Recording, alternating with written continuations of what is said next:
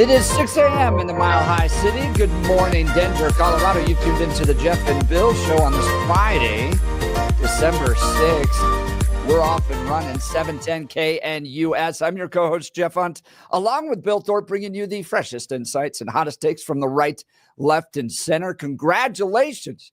You just woke up in the greatest country in history, and we got a whole morning planned for you of engaging discussions, critical analysis, most importantly, your phone calls and texts, because this is where Denver's voice is heard loud and clear.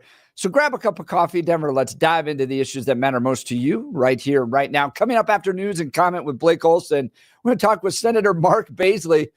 There's a Democrat senator down at the Colorado State capital, Sonya, Jaquez, Lewis.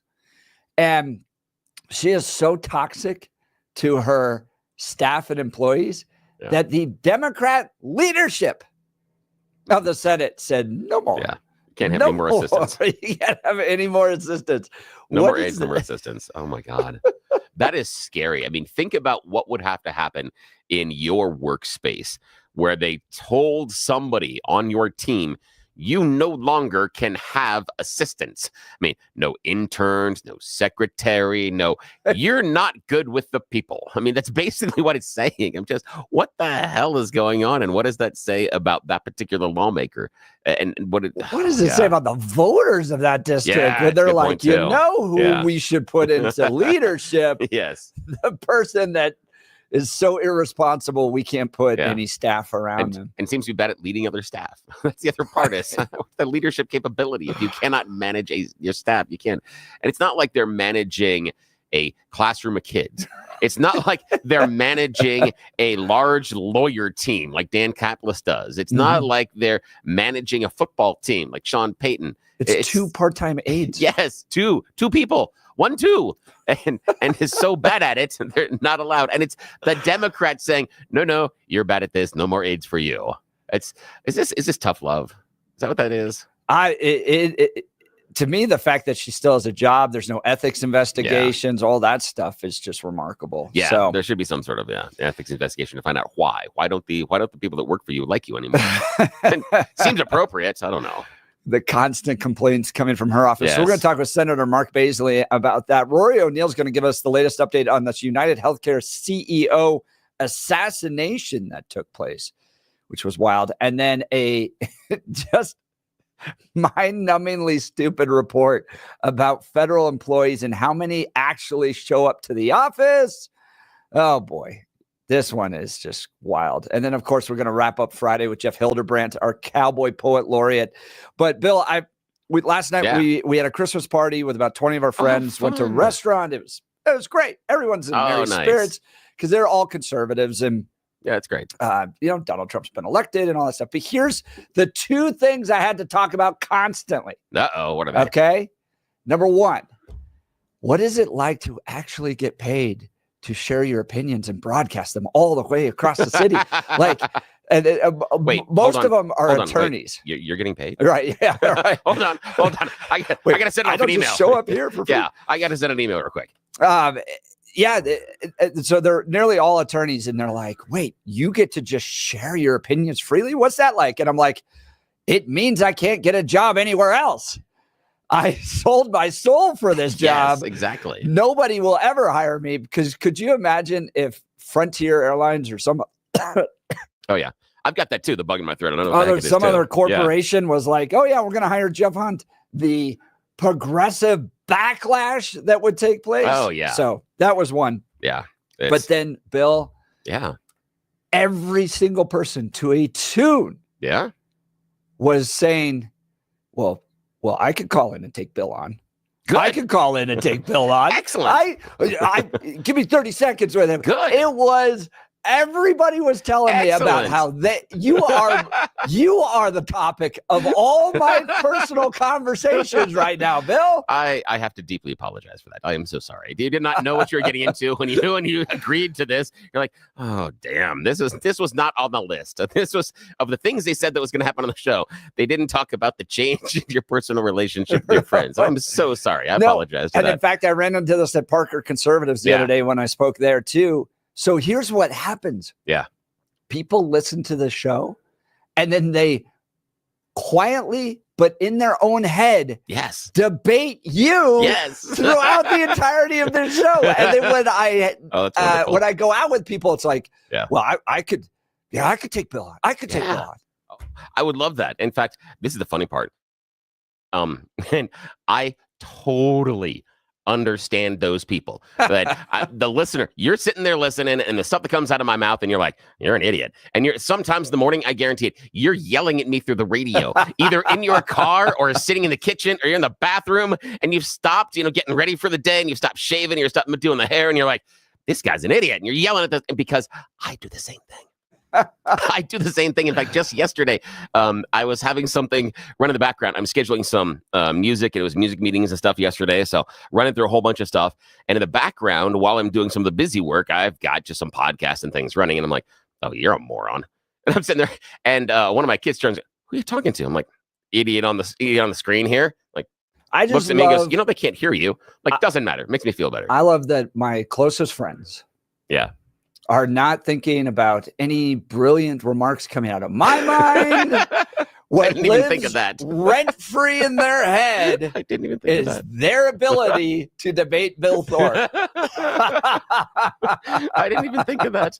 Oh, my God. Again, I have to apologize again. But I would love to have them any day of the week. That's the fun part about this. You are a legend right now. Oh, my gosh. In the conservative circles. Oh, that's awesome. Fantastic. That is fantastic. Right. And I appreciate that. I did hear this yesterday, and I know if you're like me, it's Friday, it's 6 a.m. Wow, it's hard to get going, okay? Yeah. I hope this can serve as a little bit of a wake-up for you. Here's a fight between the director of the Secret Service and a congressman yesterday. So good morning, Denver, Colorado. So I got another question. You recognize this photo? Yes, sir, I do. Okay. Is that the remembrance of September 11th? It was. Was it in New York? It was at Ground Zero. Okay. Who's usually at an event like this closest to the President of the United States, security-wise? The SAC of the detail. Special agent in charge of the detail. Were you the special agent in charge of the detail that day? Actually, let me address this. Could you please, staff, leave that? Oh, no, leave that one up with the circle around me. Thank you. So actually, Congressman, what you're not seeing is the SAC of the detail out of the picture's view. And that is the day where we remember the more than 3,000 people that have died on 9/11. I actually responded to Ground Zero. I was there going through the ashes of the World Trade Center. Mm-hmm. I was there at Fresh Kills. I'm not asking you that. I'm asking you, Congressman. Were you the special agent in charge? To show respect for a Secret Service member that died on 9/11. Oh, that you're trying to be. Do not invoke 9/11 for political purposes. Oh, I'm not. I'm invoking this. You are, sir. Gentlemen, and you are out of line. I would like to ask him a question, please. You are out of line, Congressman. Don't try to bully me. I am an elected member of Congress, and I'm asking you a serious question, and you are playing politics. I am a public servant who has served this nation, and you won't answer the question. On our country's darkest day. Committee will come to order. Committee will come to order. I'm asking you serious questions for the American people, and they're very simple. They're not trick questions. Were you the special agent in charge that day? No, I wasn't. I was there representing the United States Secret Service, sir. Mr. Fallon, your time's expired. Did not affect protective operations. You know why you were there? Because you wanted to be visible, because you were auditioning for this job. I was there to pay respect for a fallen member of this agency. You endangered President out of line, Congressman. Vice President Harris's life because you put those agents out of position. Mr. Chairman. You have a radio with you? Mr. Fallon, your time has expired. You have a weapon? I did, sir, and you are out of line. Mr. Chairman, Mr. Chairman. Yes, sir. Please. All right. And we are back in order now. We are back in order now. Thank you. Mr. Moskowitz, you are now recognized for 5 minutes. Okay. Congressman, how you doing? Good, sir. All right. Okay. I love Moskowitz at the end there. He has a great sense of humor. Regardless of whether or not you agree with politics, he has a wonderful sense of humor. You can't handle the truth. Yeah. We still don't know who the SEC of the detail was, though. After all that yelling, I'm like, we still didn't answer any of it. Not that we still have no idea who was in charge that day. So my wife worked in the House. I worked in the Senate. And I played that for her yesterday. And I just go, this is why I love so much the House of Representatives. Yeah. That would not happen in the Senate. We're indignified, buddy. Yeah. But the House is throwing down, going at it. You can't handle the truth. That Oh, was so my much fun. gosh. And I love Good the morning. gavel in the background. And they just ignore it. It's a great sound effect, but just ignore it. It is so perfect. So you also listen to that and you go, okay, that's the chief of the Secret Service? Yeah. Whoa, bro. I understand the congressman because they got to be a little boisterous and bombastic, but when you're the head of the Secret Service, aren't you supposed to be like super cool and collected? And Oh, who for me, knows? no. I want you to be able to go rabbit pit bull sometimes. Absolutely. Yeah, I'm going to need that out of the Secret Service. I'm just, it's like one of those things. If I was their president, I'd have to be asking some of the Secret Servicemen. So, are you willing to chew off your own arm just to save me? I mean, just how mad can we get here? How nuts can we get? Can we lean into lethal weapon and get real nuts? Yeah. Phone lines are open. Let's kick it off. It's Friday, 303-696-1971, or text us on the Dan Caplis Law text line at 720-819-5115. Let's check in on news and comment with Blake Olson. Good morning, Blake. Hey, good morning, guys. Ronald McDonald Rowe, he's so bad. He needs to be fired. That Secret Service new director, both of them. Whenever somebody who's working for the government goes, oh, I'm a public servant. Yeah, and I went through the rubble and went deep down. And that guy is those two, the assassination attempt on Trump. Yeah.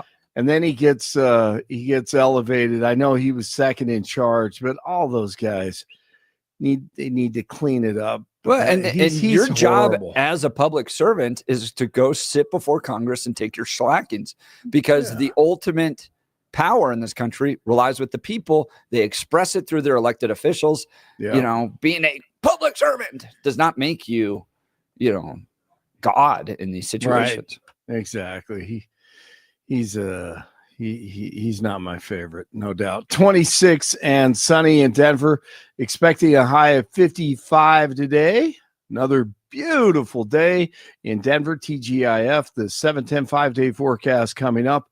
Our top story, the manhunt continues for the suspect accused of killing the CEO of the country's largest health insurance company on the streets of New York City. UnitedHealthcare CEO Brian Thompson was shot to death, of course, on Wednesday morning in front of the New York Hilton in Midtown Manhattan. Police say they have received an avalanche of tips about the suspect, but are still unsure of his identity. The United States government is deactivating a minimum security prison satellite camp in Jefferson County. On Thursday, the Bureau of Prisons informed employees and Congress they plan to deactivate facilities in 6 states. One of those facilities is the notorious Rape Club Women's Prison in Dublin, California, after numerous complaints and investigations into that facility. Tucker Carlson with a long, unedited interview with Russian Foreign Minister Sergei Lavrov. What do you think of Donald Trump? I met him several times when he was having meetings with Putin, and when he received me twice, I think, in the Oval Office when I was visiting for bilateral talks. Well, I think he's a very strong person, a person who wants results, who doesn't like procrastination on anything. This is my impression. He's very friendly in discussions, but this does not mean that that he's pro-Russian, as some people try to present him. The amount of sanctions we received under the Trump administration was very, very, very big. Says he hasn't talked to anyone in the Biden administration for at least 2 years. The parents of a Denver woman who was allegedly killed by her husband have filed a wrongful death lawsuit. Nicholas Mickelbust is in custody after his wife and infant daughter were found dead in July. He's been charged with first-degree murder. The new lawsuit from the victim's parents claims Mickelbust, it may be Michael Bust, also killed their infant daughter and claimed the couple's first child also died under unusual circumstances in 2021. Police say the man who wounded 2 kindergartners at a religious school in California before turning the gun on himself had a long history of mental illness. The shooting happened on Wednesday near Orville, California. Let's see. Police say that 56-year-old Glenn Litton left behind a note saying the shooting was in response to America's genocide and oppression of Palestinians. The monthly jobs report is due out this morning, and it could give insight into what the Federal Reserve will do at its next policy meeting next month. Government numbers are expected to show around 214,000 new jobs created in November. And finally, Barry Soetoro out there projecting again, lying, and can't even remember what he wants to say. There are going to be times, potentially, when one side tries to stack the deck and lock in Democrats a permanent grip on power, either by actively suppressing votes, that proper, or politicizing the armed forces, or using the judiciary, the criminal justice system to go after opponents. And in those circumstances, pluralism does not call for us to just stand back and say, well, I'm not sure. That's okay. In those circumstances, a line has been crossed, and we have to stand firm. That's what you sound like Gosh, when that you took lose him your fourth term. Ever to get that to a point, didn't it? Jeez. People are getting so tired of him.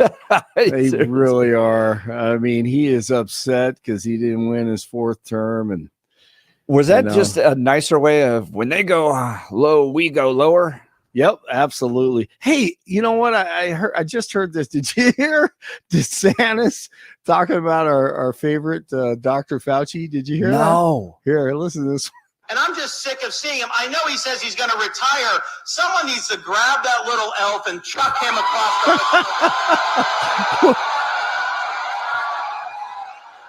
the Grab that little elf and chuck him across the Potomac. I hadn't heard that one. I don't know. Man, that was awesome. Sounds like it was in 1920 when they recorded it, but that was a good one.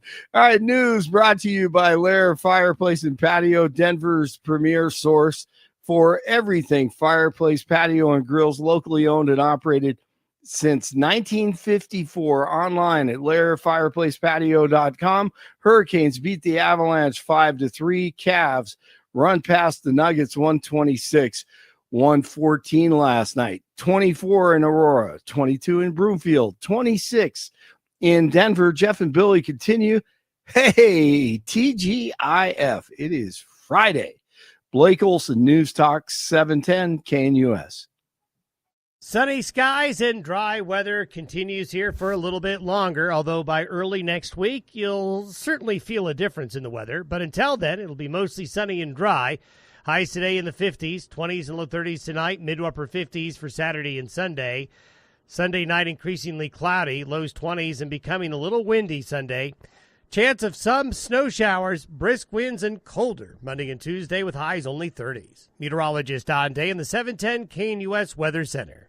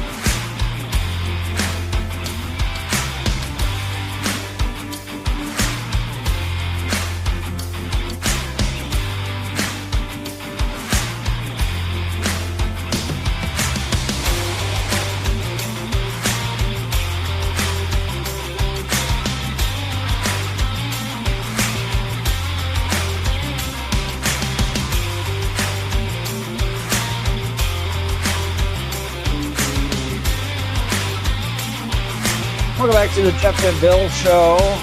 Colorado Sun reporting this. Colorado Senate leaders Tuesday barred a Democrat state lawmaker from having state-paid aides after two of her most recent staffers filed a workplace misconduct complaint, claiming she used one of them to do chores like yard work. Wait, what? And bartended at a party at her home. The complaint marks the second time in the last year State Senator Sonya Jaquez Lewis of Longmont has been accused of mistreating her legislative aides. This is now clearly a recurring issue.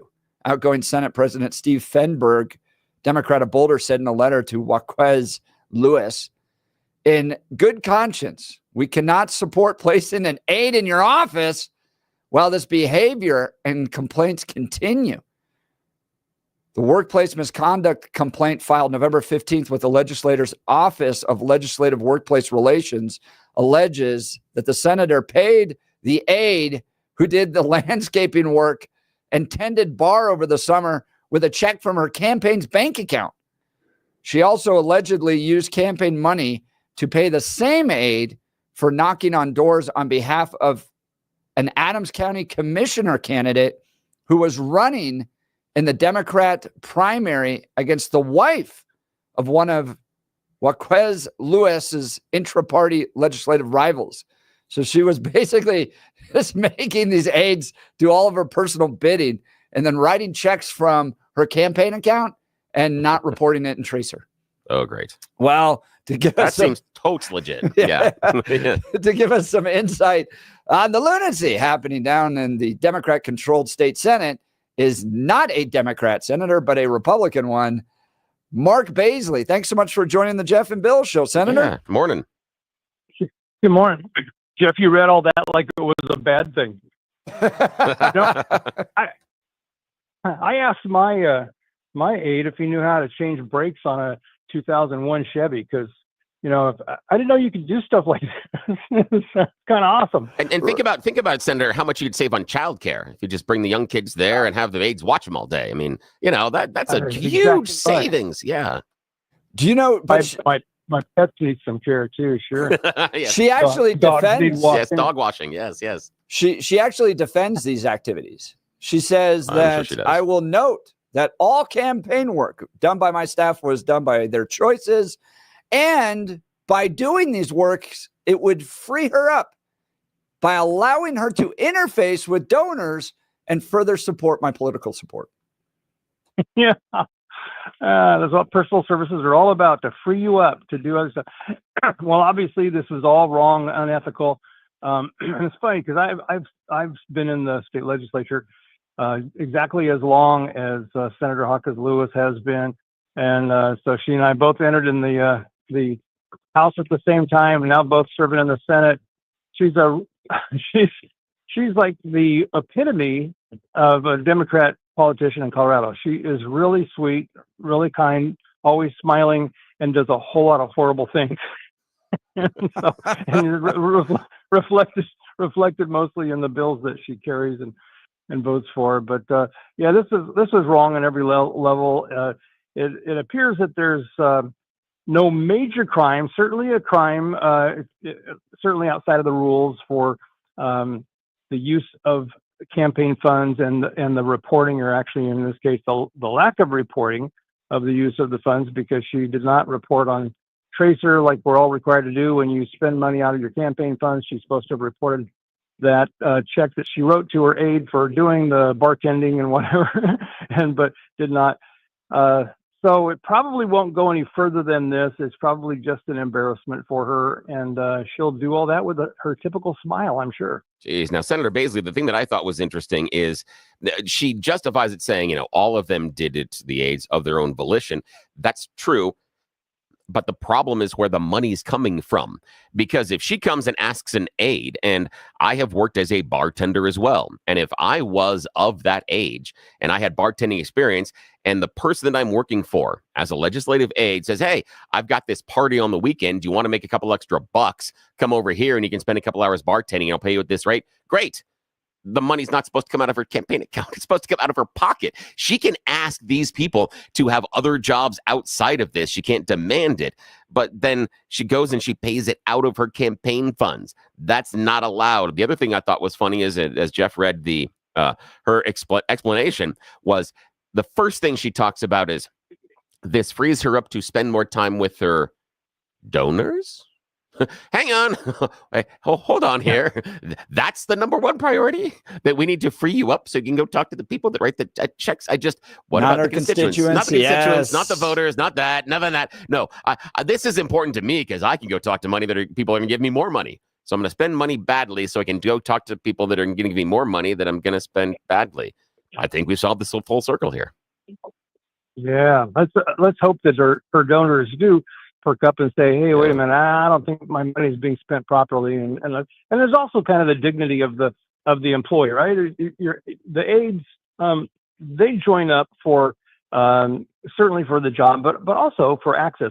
They have aspirations of their own, and they're trying to do some very worthy work, entry level stuff, and then and get ahead. They're not looking to be your servant. So I think it's a disrespect move too. So yeah, it's sad all the way around. Talking with Senator Mark Baisley of the on the story that a Colorado senator has been barred from having state-paid aides after repeated complaints from staffers. I want to ask you about the Democrat leadership of the Senate. This was an order that came down from Senate President Steve Fenberg, who's an outgoing Senate president.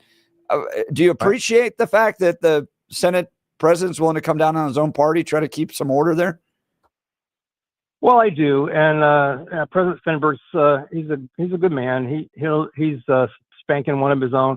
I think the only issue I see with it, and it's just a suspicion, and that is that they are getting ahead of it before we, as the loyal opposition, brings up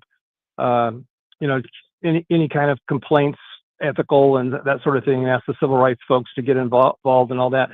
So I think he probably took it far enough, and the signature on the letter spanking her and saying you can't have any more aides that are funded by the state, as co-signed by the incoming Senate President James Coleman, Senator James Coleman.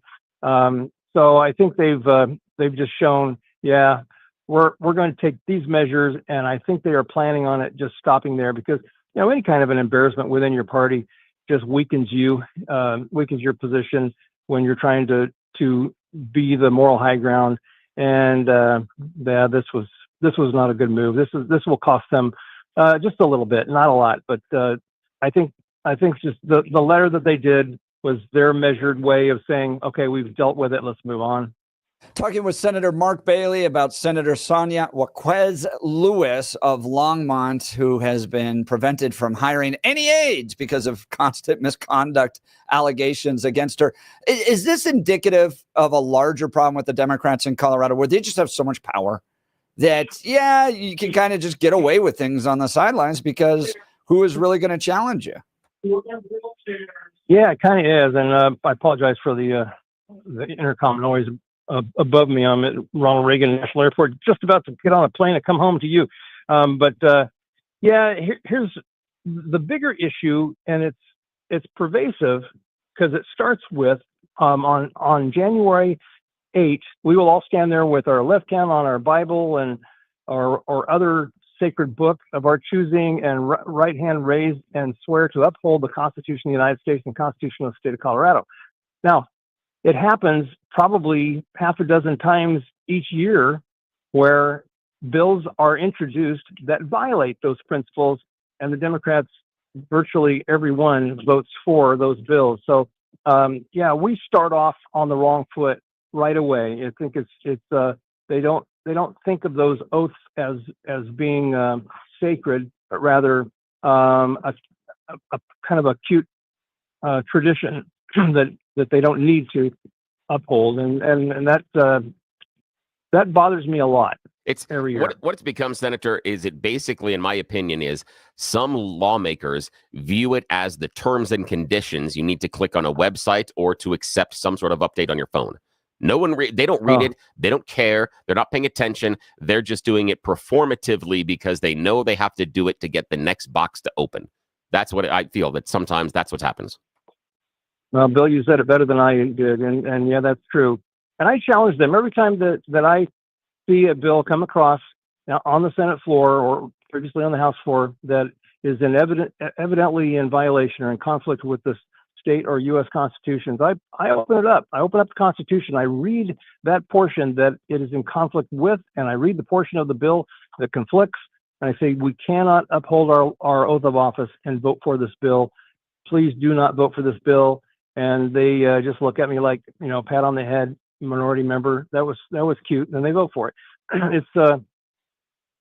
It's really disturbing and something that I think the voters ought to take more seriously than their elected officials are. Yeah, agreed. Talking with State Senator Mark Baisley. Thank you so much for taking time to join us. Please have a safe flight. Get back here. We're eager to see the work you're going to do in January down at the state capitol. Yeah, thanks for your time, sir. Have a safe flight. Always a pleasure, guys. Thanks. Talking with Senator Mark Baisley about Colorado Senator Sonya Jaquez, I think is how you pronounce that. Lewis. I'm letting you pronounce that. You notice I didn't say the name the entire time because I'm letting you say it. I'm not because I'm going to butcher it. Yeah. I'll end up being told I'm racist because I can't pronounce it. But go ahead. Good. No.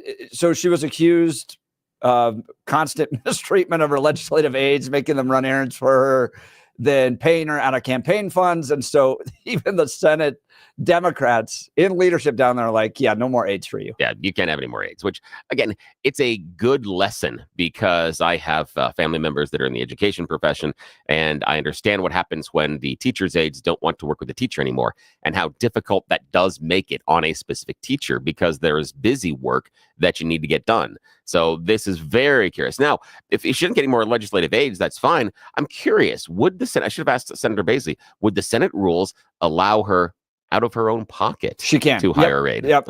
In this article done by Jesse Paul and the Sun, they get into that. She can pay them. Oh, good. But not out of campaign funds, but not out of her own pocket. Yes, and not out of state funds either, because and then they can bartend.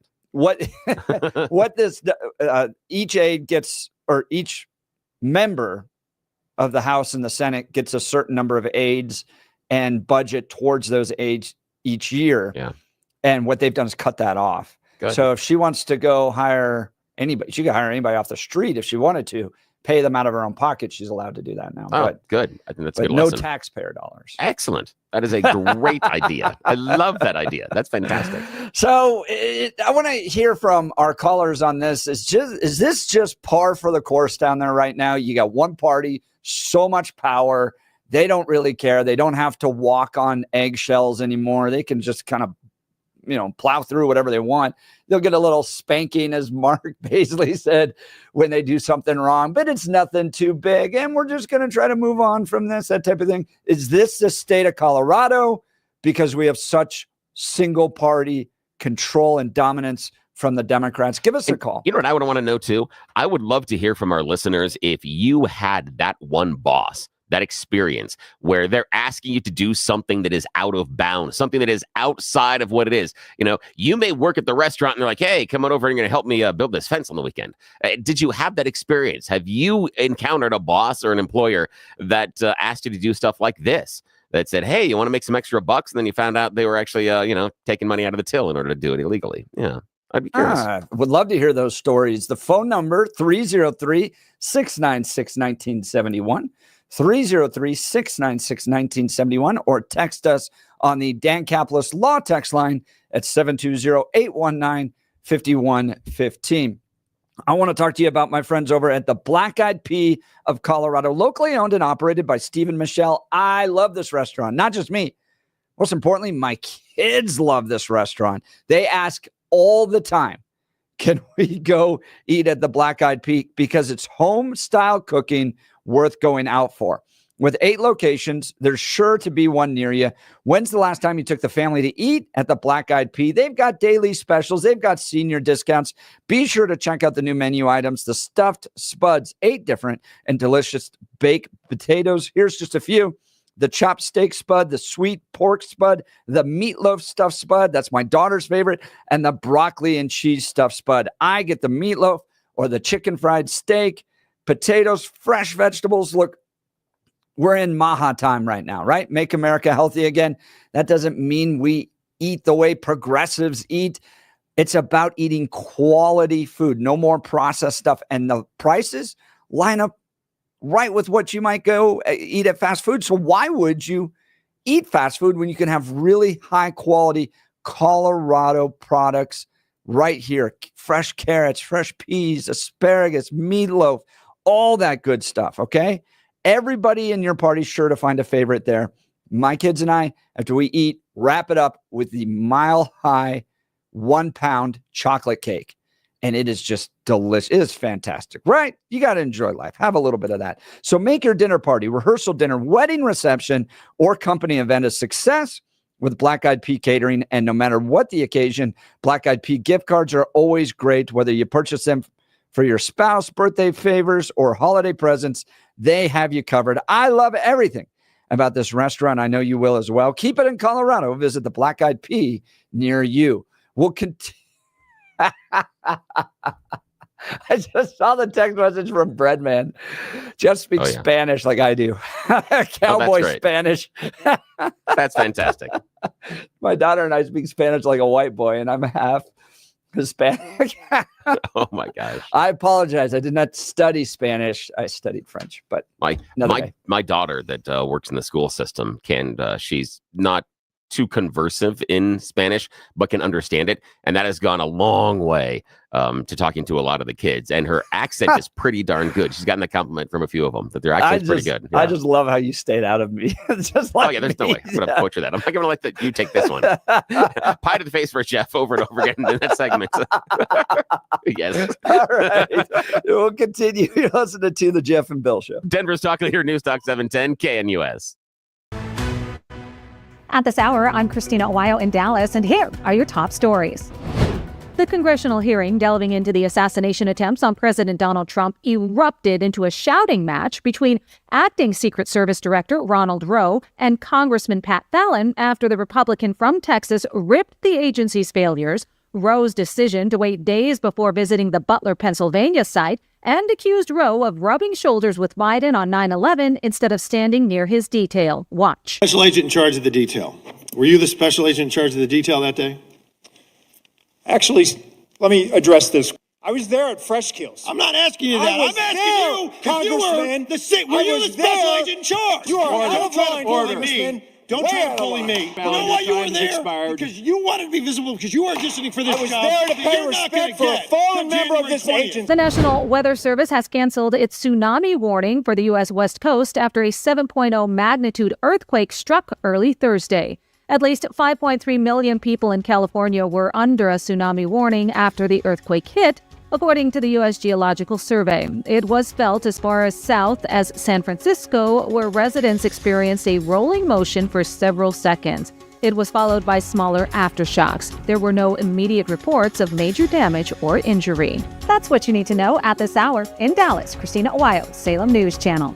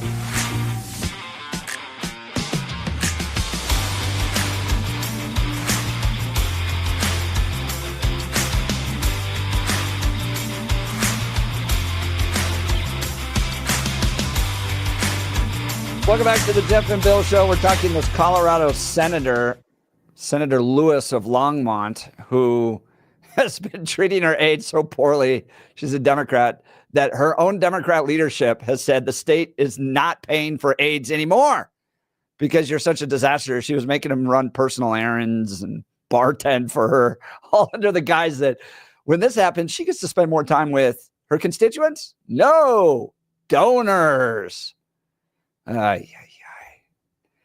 Good text message here. Somebody goes, this has been happening down at the state capitol since the 90s when I worked there. And this is just who politicians are. They always think they're better than the people they represent and those they work for. So Faith texting that one in. Let's go to the phone lines. Tom, good morning, Tom. You're on the Jeff and Bill Show. Good morning. Looks like you guys really chose the news this morning. Yes. What's on your mind? Yeah, well, I don't think that denying state funds to any senator or representative is going to do anything. And the reason why is because not only do they have those funds available, more importantly, they have their quote, quote, leadership funds. And so they use those as a slush fund for anything and everything that they want. I'll use Jennifer Wilford as an example. She's in House District 34. She has her campaign funds and she has her leadership funds, and those funds seem to go between both of them. She pays anything that's quote, quote, questionable from the leadership fund to whoever she wants. And this includes money from, like lobbyists to whoever. They all donate to this. So this is the hidden dark money in Colorado. So she's not beholden to the people of HD 34. She's beholden to lobbyists because that's where all her money is coming from. I'm willing to bet that that's the same for pretty much all the senators. In fact, she's so bad. There's even a website about her. Tom, you're exactly right. And anybody who goes down there, and if you sit in a committee hearing, you just watch it. All the decisions about how they're going to vote on a bill's already been made. So they go through this like performance art where they listen to what the constituents may think about a particular piece of legislation, but they've already decided. It's the weirdest thing. It's like, to your point, the money's been passed. The bills have been written. Everything's already taken place. And that's done by lobbyists and special interest groups. And then they do this performance art where they sound like they're listening to people, and then they just deliver for whatever the special interest paid them to do. And some of them don't even try to hide it, because like with Jennifer Wilford, she claimed $12,000 in quote, quote, gifts from a crazy transgender group. And guess what she supported? Transgender stuff. So she does not care about her constituents. She cares about making the money. And that's what's going on within the state capitol right now. Oh, Tom, that is fantastic. This is what makes me mad here, and got to share with you, is that inside of the radio world, there's something called payola that is illegal. And that is when record companies or outside people give you money in order to promote a song, to promote a band. And there are a lot of things that have happened involving Sony. This is maybe 15 years ago or so, where they were paying piles of cash to push their songs higher and higher. Yet, for when we do our lawmakers, we're just talking about stupid radio people. Stupid radio people are not allowed to do that. But the people making up our laws are allowed to do exactly that. The thing that is illegal here inside of the radio world is something that is regular behavior down at the state capitol and in Washington, D.C. And we wonder why we can't have nice things. Tom, I appreciate it, man. Have a great weekend. Great call. We'll continue with the Jeff and Bill Show. We are Denver's talk leader, News Talk 710 KNUS.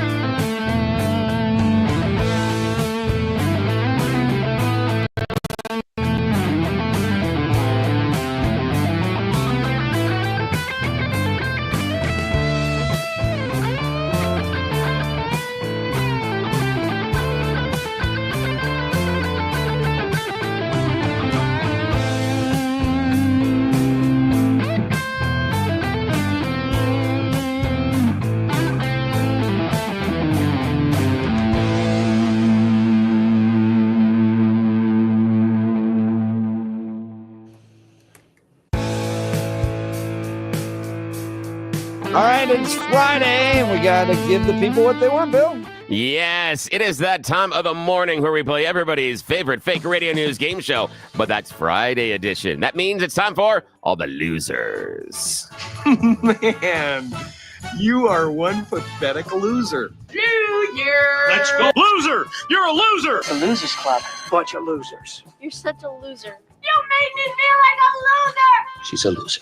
You are such a loser. Loser. Yes, these are the stories that both Jeff and Blake felt weren't worthy of our attention, so they get a second chance at glory. You know how we do this? It is silly stories that I find on the interwebs, give them even more ridiculous headlines to play our fake radio news game show, because nobody that has any power is awake at this time of the morning, so we are going to take full advantage of being left unsupervised. And as always, shh, it's our secret. All right, gentlemen, Blake Olson in our newsroom, Jeff Hunt in the studio. Here are our returning headlines. Number 1, can't stop the killing. Number 2, searching for a friend.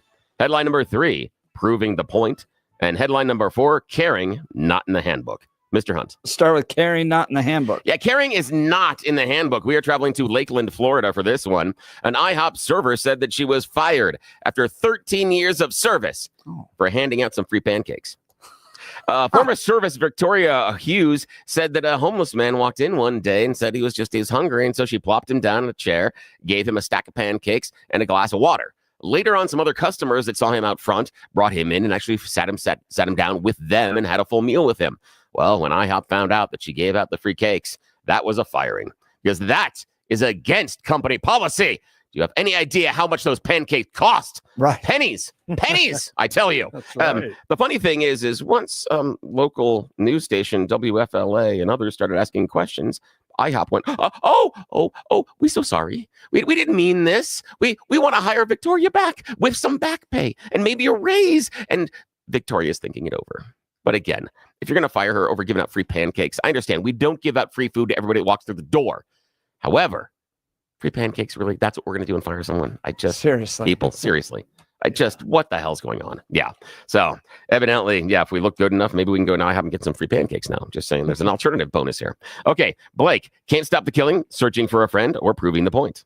Proving the point, Billy. Yes, proving the point. Recently, a mother and daughter were being filmed in a park, and they were talking about not feeling safe in public spaces because men seem emboldened and walk up and just start accosting them and saying things to them. And in the middle of the interview, man sat down on the park bench next to them, interrupting the interview, refusing to leave, and getting angry and aggressive.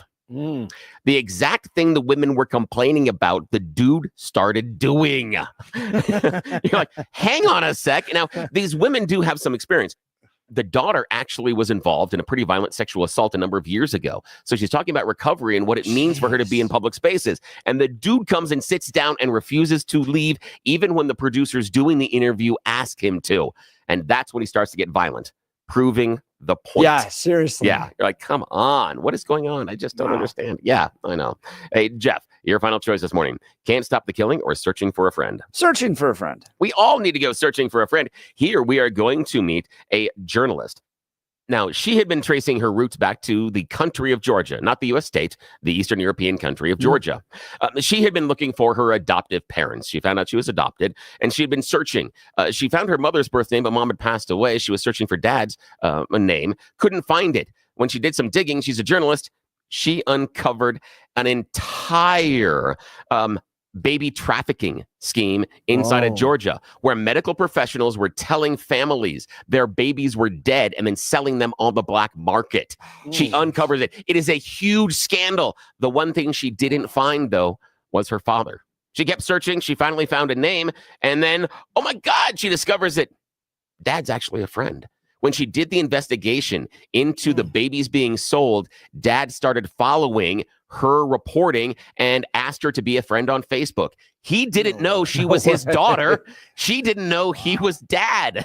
But obviously, when she finally found the name, a Facebook search is all that it took to reconnect mom and dad, or dad and the daughter, and now they're talking.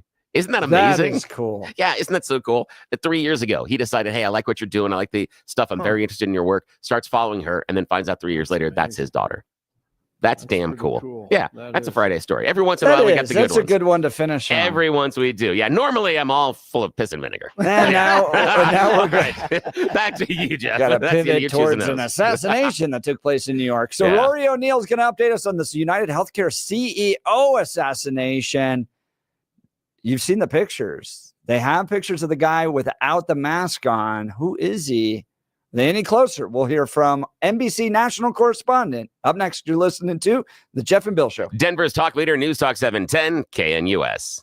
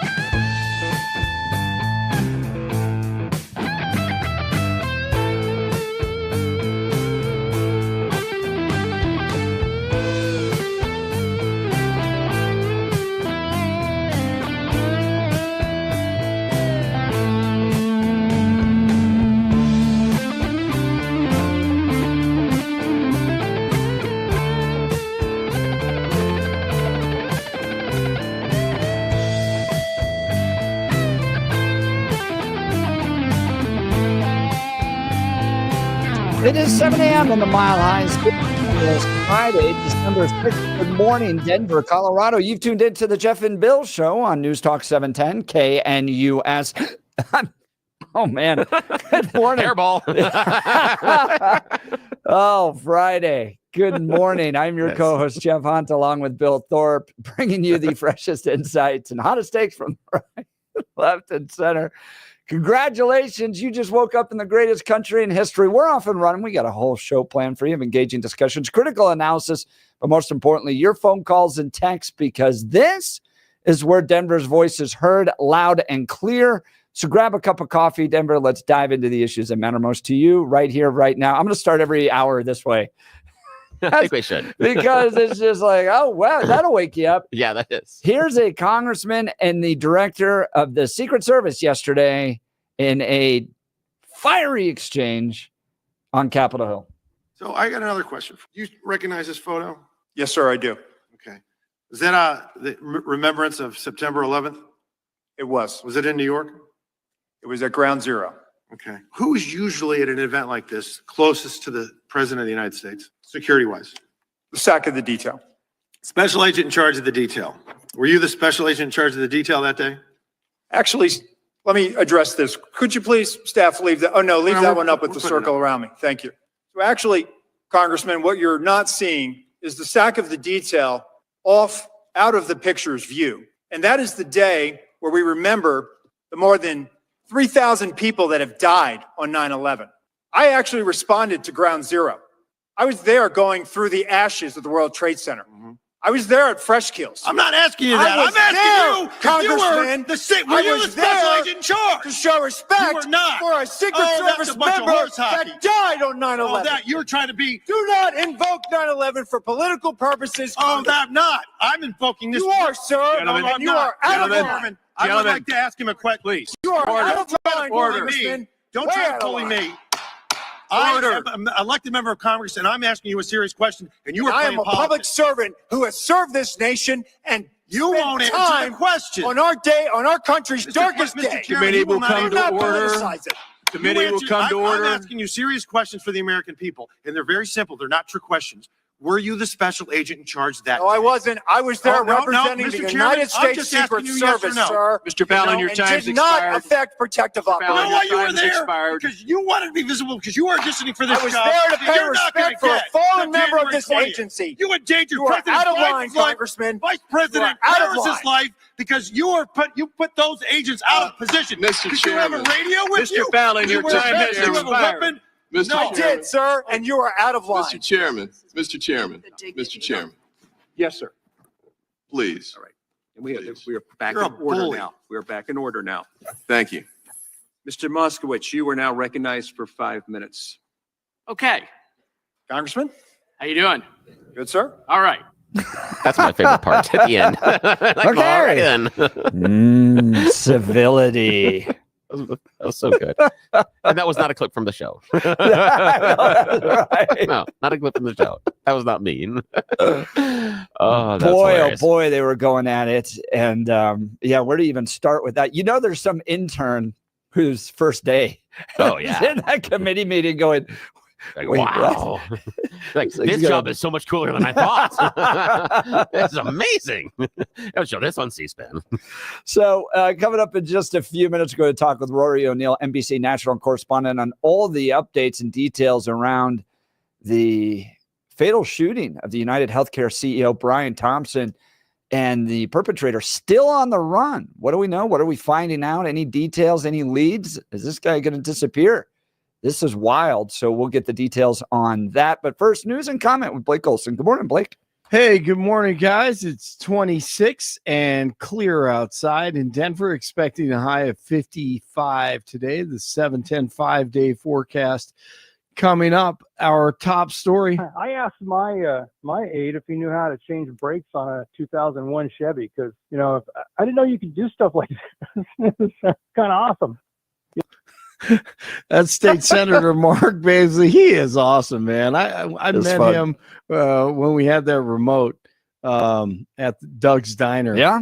And he sat next to you guys. He's a good dude, man. Oh, he's a great No guy. doubt. He is. So he was talking last hour with you guys, commenting on State Senator Sonya Jaquez Lewis, who is being stripped of her state-paid legislative aids, after new allegations she mistreated her staff. The Colorado Sun reports 2 of her aides recently filed a workplace misconduct complaint saying Jaquez Lewis used them to do chores like yard work and bartend at a party at her home. Yeah, this is wrong on every level. It appears that there's no major crime, certainly a crime, certainly outside of the rules for the use of campaign funds and the reporting, or actually in this case, the lack of reporting of the use of the funds, because she did not report on tracer like we're all required to do when you spend money out of your campaign funds. She's supposed to have reported that check that she wrote to her aide for doing the bartending and whatever, but did not.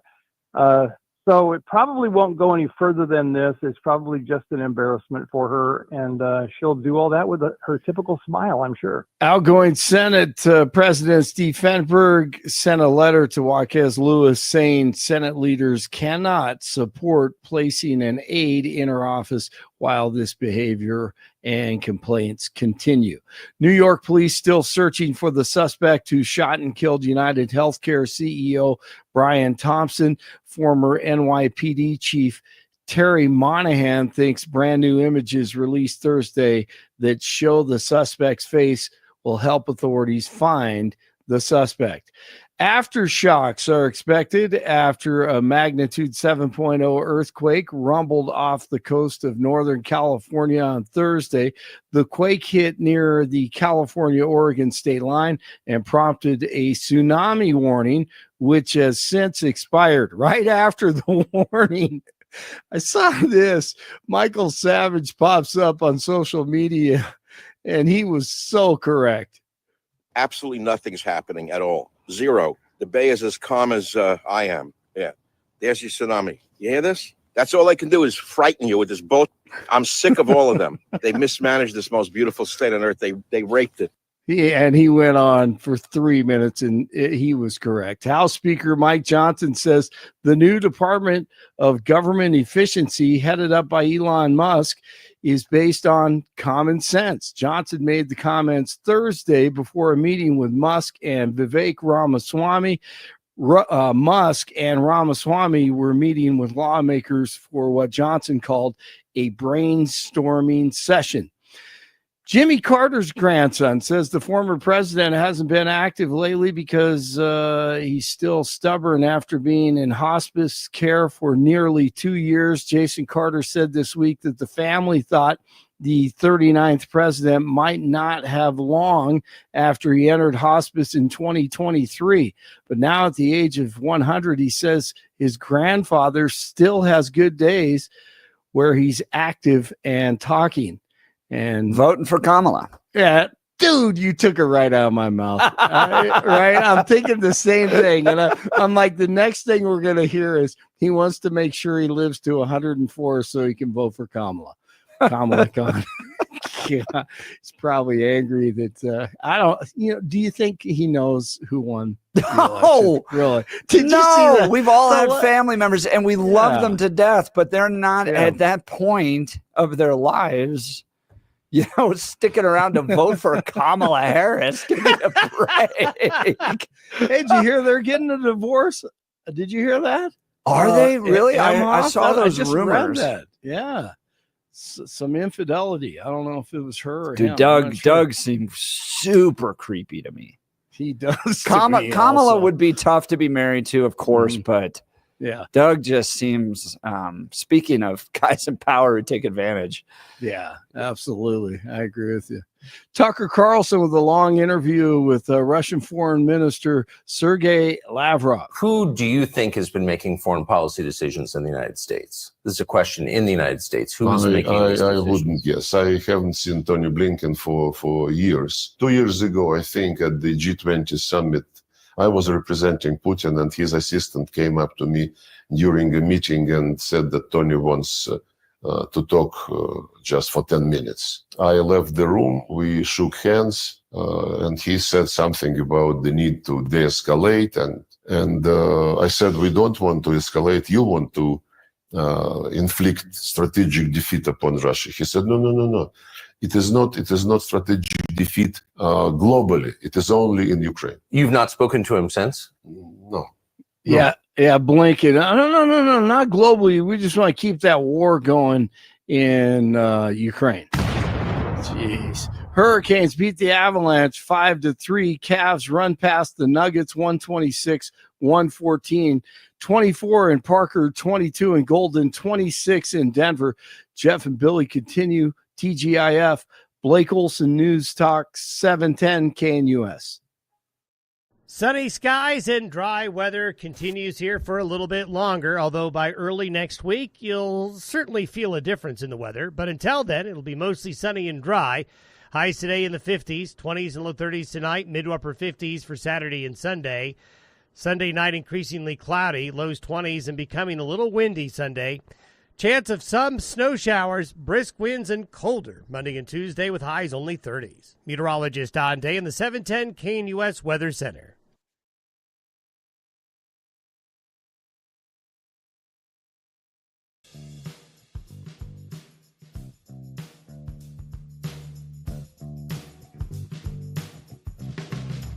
We're going to talk with Rory O'Neill in just a little bit, but dude, my phone blew up with images of this the other day. What? Okay, and they all came from folks who are in Denver. Nice. Some great patriot hired an airplane to pull one of those the banners behind it, and it said Mike Johnston Hearts Crime. That's fantastic. This is the article in Westward. I love that. Look up. In the sky, it's a bird, it's a plane, it's another jab at Denver Mayor Mike Johnston. Johnston has fielded national and local criticism for weeks since suggesting he would mobilize Denver police to face off with federal agents if they try to enforce President-elect Donald Trump's mass deportation threats. The mayor later walked back the comment, saying he has no plans for an armed conflict with the federal government, but he maintains his willingness to protest deportations and even face arrest. Now critics against Mike Johnston are getting some serious airtime, and we don't mean news coverage. A sky banner reading Mike Johnston Hearts Crime was seen flying around Denver on Monday. The company behind the flight, Dragonfly Banners, says it was contracted by an aerial messaging broker on behalf of an anonymous client. However, the banner shares phrasing with a recall campaign of a similar name, MikeJohnstonLovesCrime.com, which is collecting petition signatures in an attempt to oust the mayor. Oh, that's smart. I don't know about the petition, but the effort to oust branding. these guys is really hard because of just how stupid Denver voters can be. But I love this type of trolling. Oh, I do too. I think it's fantastic. It just, wonderful. and it just sits with those elected officials, and they're sitting in some constituent meeting, like with a developer, and their mind is not at all in that meeting. It's outside with the little plane and the banner flying around. And what I love is it is taking the messaging out of their hands. There's nothing they can do about this. Yes. And it's a person, especially in the mayor of Denver, someone that controls so many things around them, controls when people show up to work, controls when people leave, controls a whole series of things, but not this plane. I love it. So do you support this? And would you be willing to donate to do a little bit more of this? That was popping up on X.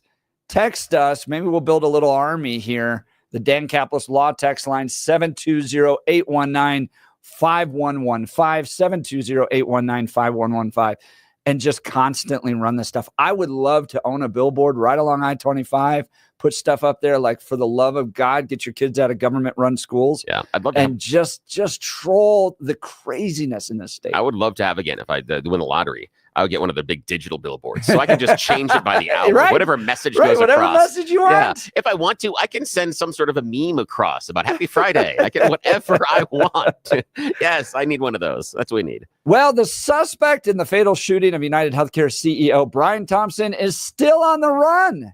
This is crazy. To give us an update on this, you know the name, national correspondent Rory O'Neill with the latest on the investigation. Good morning, Rory. Thanks for joining the Jeff and Bill Show. Sure. Good morning. Happy Friday. All right. So what are we hearing? It's been, 3 days now? And we don't have a suspect? It happened Wednesday. So I know it's been a long week. We now know that we believe anyway that this suspect arrived in New York back on the 24th, arriving by bus, we believe, bus that had left Atlanta, a Greyhound bus. So apparently they used some of that facial recognition technology to identify him, probably arriving at the New York Port Authority. And then they were able to connect this to a bus that had left Atlanta. Where he got on the bus, maybe he started his trip in Miami. Maybe he picked up the bus when it stopped, say, in D.C., not sure, and before arriving in New York. So all that is still part of this investigation. But we did get those full face photos released yesterday, which really, I think, is helping to move this investigation forward. Now, I've heard conflicting reports on a water bottle, on a cell phone, maybe gum wrapper. Maybe he did this just to throw people off the scent. What are you hearing, Rory O'Neill? Well, right. We know he went to the Starbucks next door about an hour before the shooting happened. And he bought a coffee, a bottle of water, and I think 2 protein bars or candy bars or something like that, power bars. And we believe that they recovered the coffee cup and the water bottle, and that a cell phone was also left in the alley that was nearby. Because when he fled the scene, he went down an alley, picked up the e-bike, and then took off towards Central Park. Whether or not that phone is a throwaway, disposable phone, a burner phone, still a little bit uncertain. You know, you have to get a search warrant to open the thing up, and that just takes time. And by the time they release the information, I suspect, as I think I mentioned earlier, I suspect the police know a lot more about this person's identity than they're willing to disclose, because as soon as they say his name, he's really going to try to go underground. Talking with Rory O'Neill, NBC National Correspondent. What do we know about the motive? Well, we're just really basing that on those bullet casings and the bullets that were found there at the scene, the live rounds that were disposed of, apparently the gun that he used. There's some suggestion perhaps this was a World War II gun that had a silencer and typically used for these kinds of killings, believe it or not. But it may have jammed, and that's why he ejected some of the rounds that hadn't fired. But there were messages, words written on some of those bullets, things like delay, deny, depose, which suggests it's insurance lingo for UnitedHealth possibly rejecting some medical claims or insurance claims that were filed. Again, supposition at this point. The widow of Brian Thompson said that, yes, they were the victims of of some threats in recent weeks and months.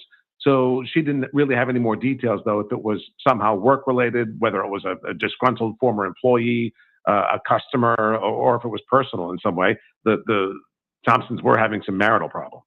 Yeah, I had heard Rory O'Neill, NBC National News correspondent, joining Jeff and Bill Live. We were talking about the murder of the healthcare CEO earlier this week. I had heard some reference to the, the delay, deny, depose. That references back to a book that came out in the somewhat recent past, basically pointing fingers at this is why the healthcare system is screwing you.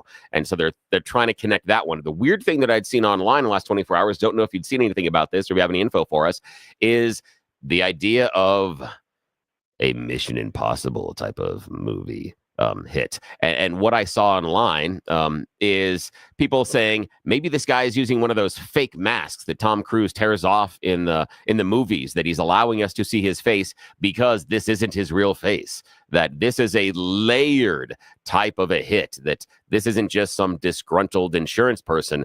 This was done. In fact, one rumor that I'd seen is it was done because he was about to release the truth about COVID.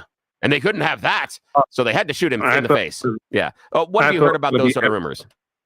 Yeah, I thought it was going to be Epstein. The whole idea of Occam's razor, or it's this idea that if you hear hoof prints, don't think zebra, think horse.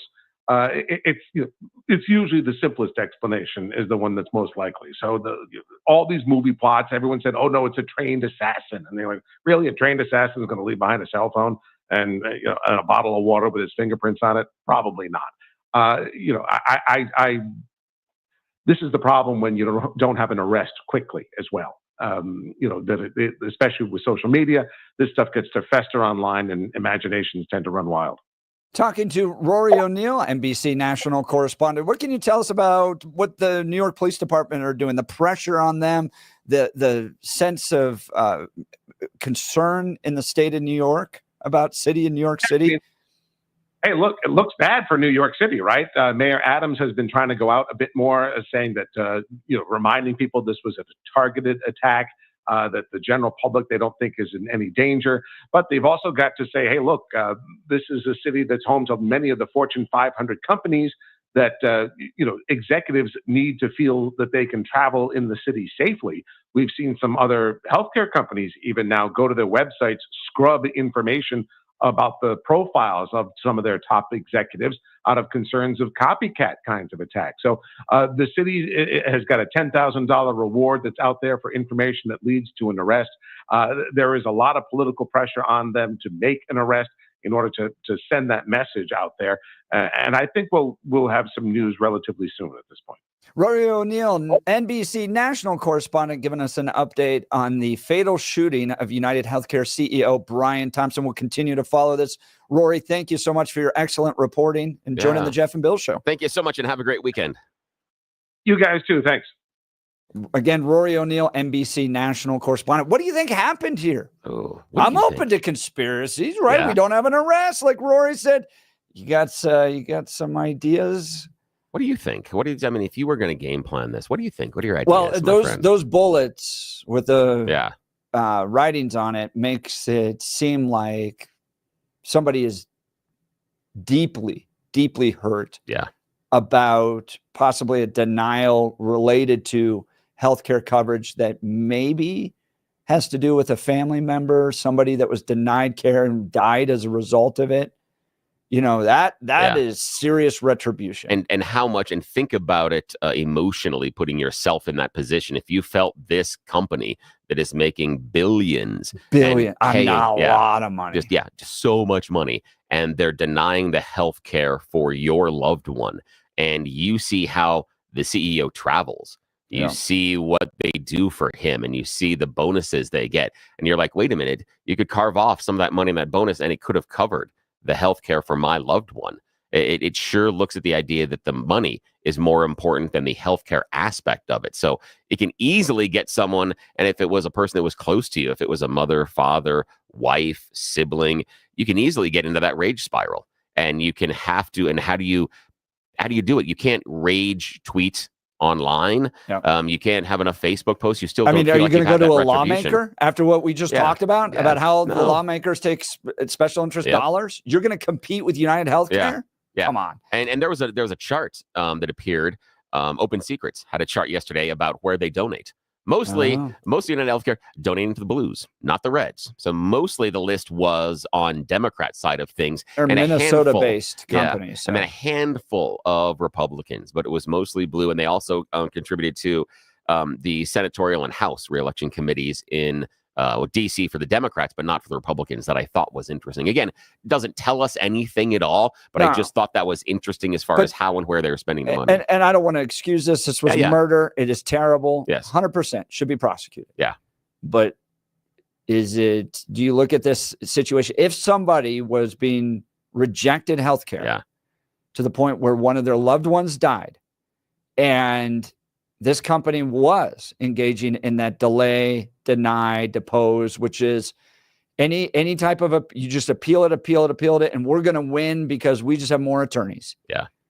We can just keep writing the check. Does it seem more justified in your mind? Here's the thing, my friend. I am so glad that you did that. Now, this is why I enjoy doing the show with you. And this is why we are unique, not only in Denver, but nationally.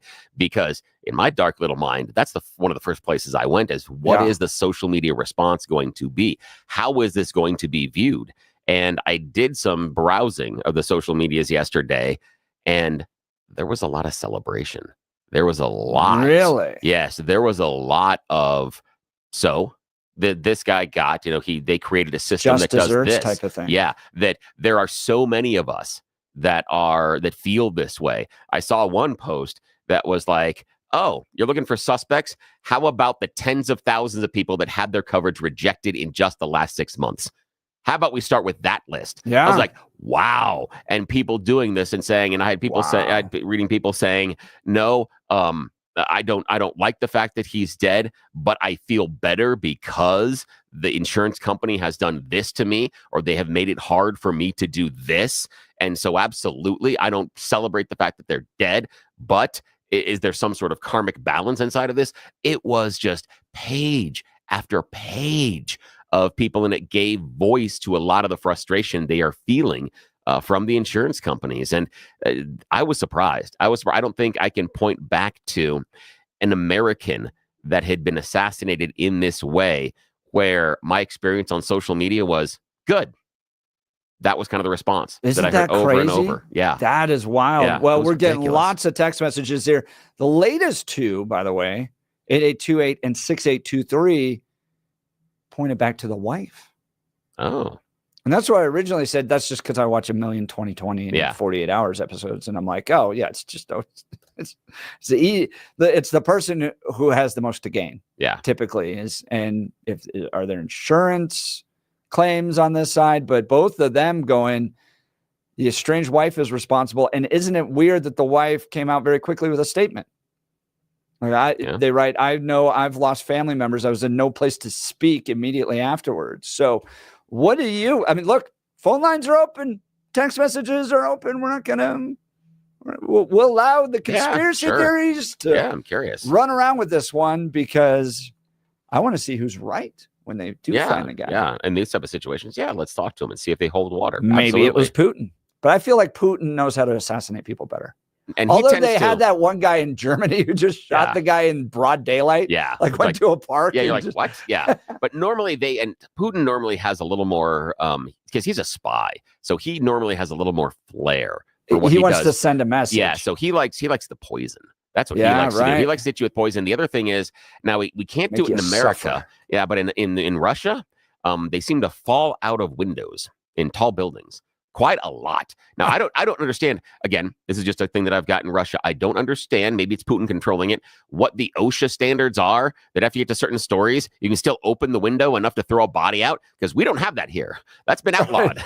You can't open the window large enough to get a body out. I mean, that's why you can't open the windows in your hotel room. Same thing. But in Russia, I guess wide open windows. And I'm assuming because Putin has to throw the people out. There was someone that just fell out a window like last week. Came out of a window of a tall building that was an advisor to Putin's government. Phone lines are open. Give us a call, 303-696-1971, or text us on the Dan Caplis Law text line. It comes right in here to the studio, 720-819-5115, 720-819-5115. Billy, tell us a little bit about Balanced Well Space. Yeah, I've been working with this amazing company that has changed my life because they've taken away my constant pain. You know how you're getting older? I thought growing up, because I heard all the older people around me, that it's just a series of pain. I was at a recent concert, a band I've been seeing for more than 30 years, and it was funny to hear the people talking before the show. It used to be about all the parties and all the fun they're having, but now it was like, my bursitis. I got to get some cataract surgery. My back's hurting. And yeah, that's what happens when we age, but you don't have to live your life in daily pain. I was until I connected with the team at Balanced Well Space. They have made an incredible transformation in my life, and they can do it for you. The key is integrative medicine. What does that mean? It means they have a whole bunch of different treatments all under one roof. You can get neuropathic care, physical rehabilitation, chiropractic care, trigger point injections, regenerative care, wave therapy, and a whole bunch of other Star Trek level cutting edge stuff that is all non-invasive, but you got to see it in order to believe it. One of the things they did for me is they hooked up these weird suction cups to my back, had tiny sponges in them, and it ran electrical signals between the muscles, and it relaxed the muscles that had tightened up in my lower back and over my shoulder that was preventing some of the movement. Some of those tight muscles were what was causing part of my pain. This was crazy. Also felt like a really weird electronic massage, but that's the kind of stuff that they have available to you. You got to reach out to them at balancewellspace.com, balancewellspace.com. Talk to the team, Dr. Julie, Dr. Jess. They had an open house earlier this week. Appreciate all of you that went and showed up and talked to them. They had a wonderful time, and they will do a private personal consultation for you. You give them a call, you go in, you see them. They do an evaluation, you tell them what hurts. You also tell them the goals that you have. Saw someone at the office the other day that was talking about the neuropathic care they're giving. They now can go up and down stairs in a way they never were able to before. One of the guys was talking about how he gets to go to the bar that he had not gone to for about a year and a half because it was so many stairs and he couldn't go up there to see his buddies. He's now hanging out Friday afternoons. He'll be there with his buddies today because of what's happened at Balanced Well Space. They can make the same change in your life. Brand new offices right across from Hangar 2 in Lowry. Plenty of parking and a fantastic team that is focused on your care. Every couple of weeks, they reevaluate where you are. That doesn't even happen with your regular medical doctor, does it? No, it doesn't. You can keep them, but go see Balanced Wall Space. They can add a whole bunch of different levels of care that can get you back to where you want to be. You can feel like you are decades younger, like I am right now. I'm regenerating the meniscus in my left knee as we're chatting right now. Yeah, it's absolutely amazing. Reach out to them, see what they can do for you. BalanceWellSpace.com, BalanceWellSpace.com. You don't have to live in that daily pain. Let them make the same change in your life they've made in mine. BalanceWellSpace.com. And when you reach out to them, remind them you heard about them here on the Jeff and Bill Show, because it sure does help us out. I appreciate it. Thank you. Great to hear that, Bill. We'll continue with your phone calls and texts. Iggy, I think, alluding to this. Somehow they'll find a way to blame Donald Trump for this. But he did say he could choose someone in the middle of Fifth Avenue and not lose a voter. So maybe. Hey, that was 9 News. That's true. That is true. Nicely done, my friends. Nicely done. That was a great way. Good job. All right. You're listening to the Jeff and Bill Show. Denver's Talk Leader, News Talk 710, KNUS. At this hour, I'm Christina Owayo in Dallas, and here are your top stories. Governor Greg Abbott announcing that construction of the historic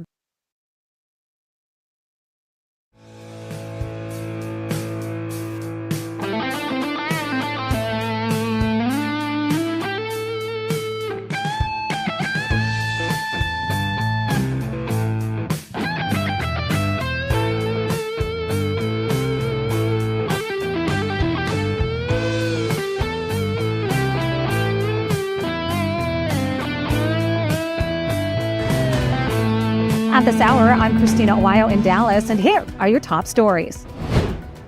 Governor Greg Abbott announcing that construction of the historic border wall in Zapata County continues, adding that the wall is an essential component of their mission to secure the border and protect the nation, emphasizing that Texas will use every tool and strategy to stop illegal migration.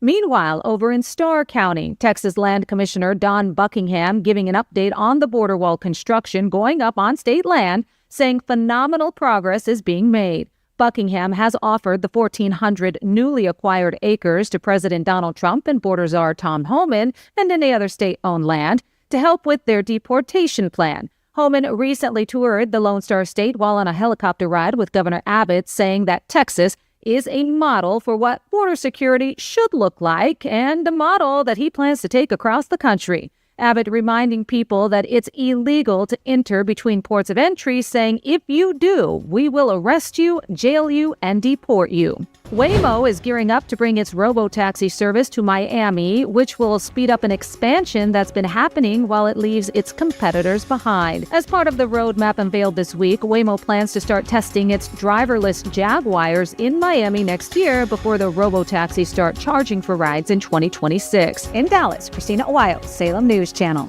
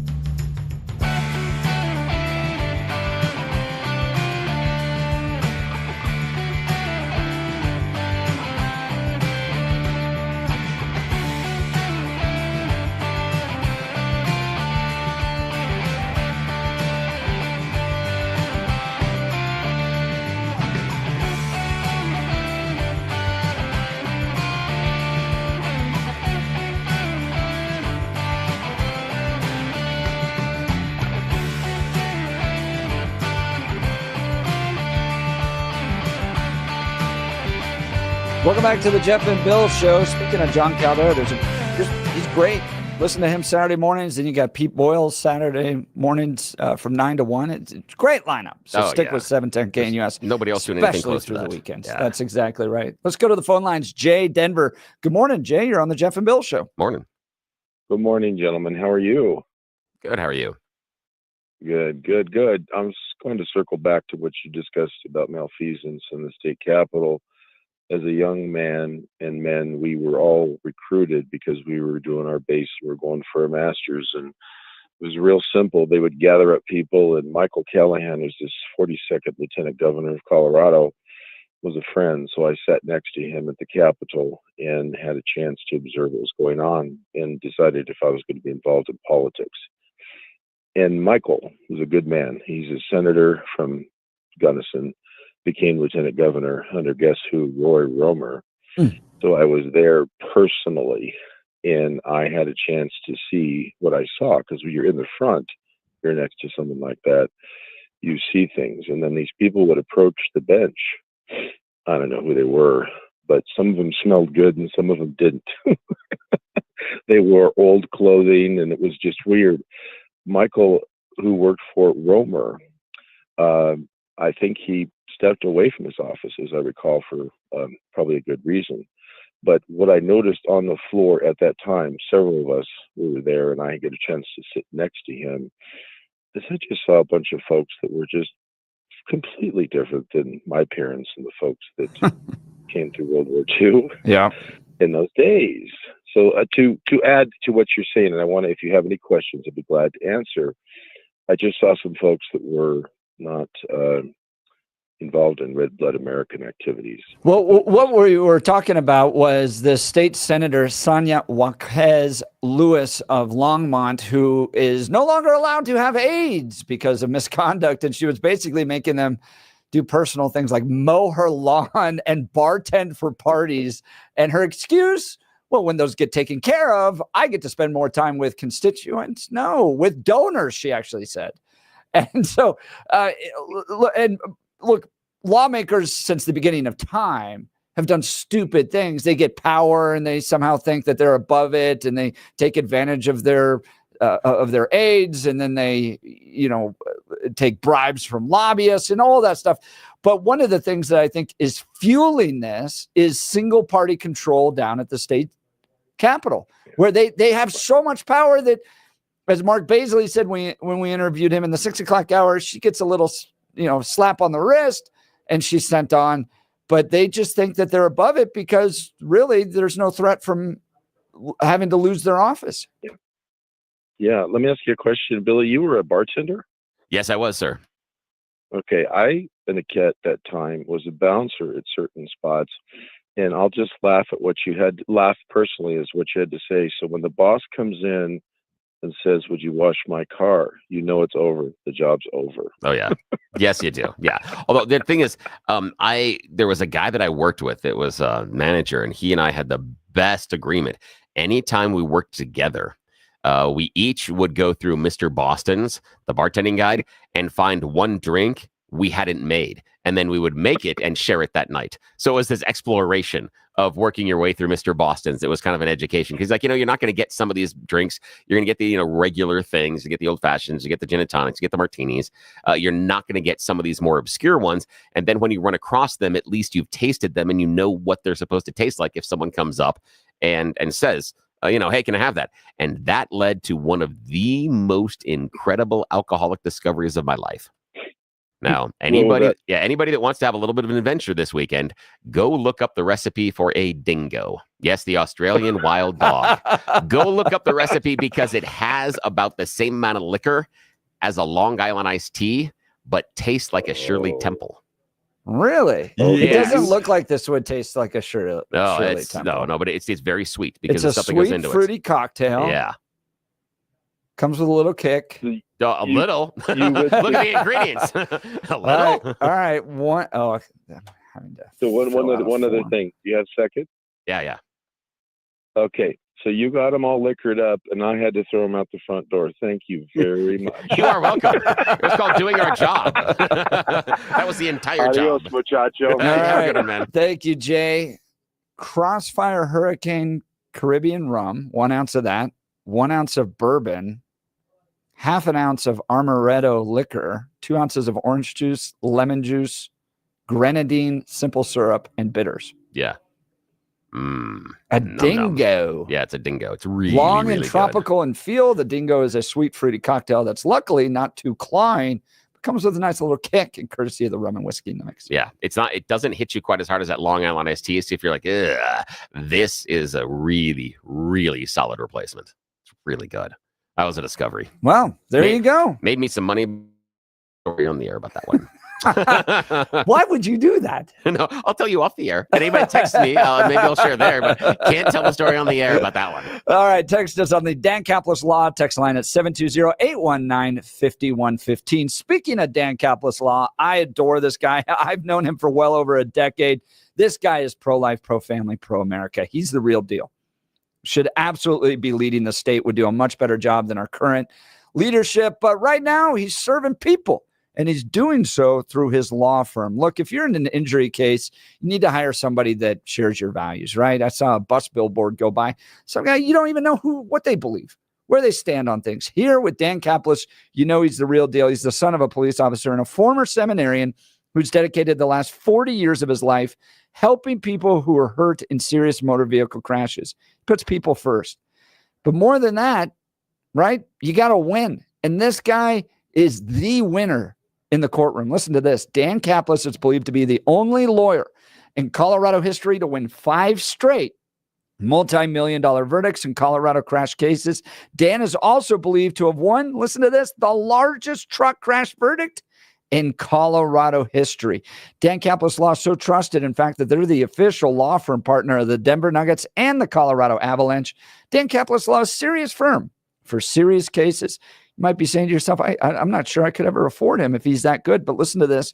Motivated by his faith and his care of people, Dan accepts righteous injury cases on a percentage fee basis so that he can represent good people from all walks of life without regard to ability to pay. So chances are you're not on the side of the road in a car accident, an injury case where you need to call Dan right now. God forbid that happens. But if it does, you're going to be scrambling to find his phone number at that moment when you got to deal with the police and paramedics and insurance companies and all that stuff. No, put it in your phone right now so that in that case, you can call him right away, get the help started. Here's his phone number. Here we go.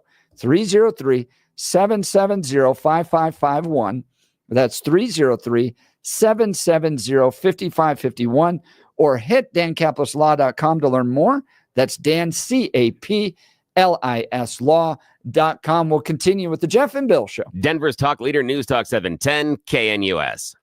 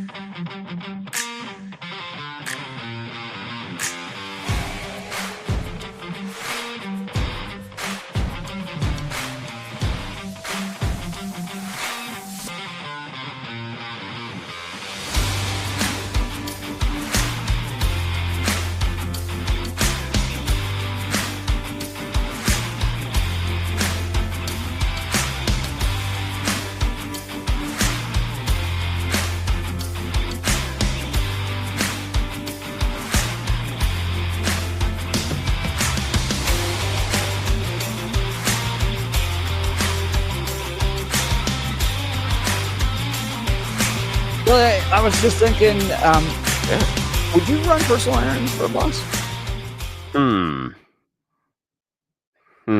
Depends on the boss, honestly. Yeah, right. And it would depend on the paycheck as well. Also, how badly need a job. That would be the other thing. Like, there's certain things like, our operations manager here, Kelly Michaels, I've known him for 25 years. So Really? if he asked me to do something as a favor, hey, I've got this, even if it was, hey, I have got this dry clean, can you drop it off on your way home, etc. Yeah, I will, because our relationship goes beyond something that is professional in that case. So I would be more than happy to do those kind of things. Depends on the boss and depends on, again, what the request was, because I get some really weird requests. There was one time in radio, I was working down in Pueblo, and there was a horrible, horrible rainstorm and flooding that was going on, and we needed to get out to the transmitter. Not my job. But our engineer had recently had neck surgery. He couldn't drive himself. And so I had to get into my car and drove him out to the transmitter, taking care of not hitting any of the bumps as we're going down this bumpy dirt road while it's flooding, in order to get him to the transmitter on time and to make sure we can still stay on the air. That's not in the job description. No, well, but that request, I did that because it was about getting the radio station on the air. If it was someone like a state senator that was asking me to come and Sonya. and bartend on the weekend, probably not. Yeah, probably not. Unless it was all of her donors and they were going to tip well. If I knew they were going to tip well, okay, I'm there. Do you think Democrats tip as well as Republicans? I think it all depends on how much they've been drinking.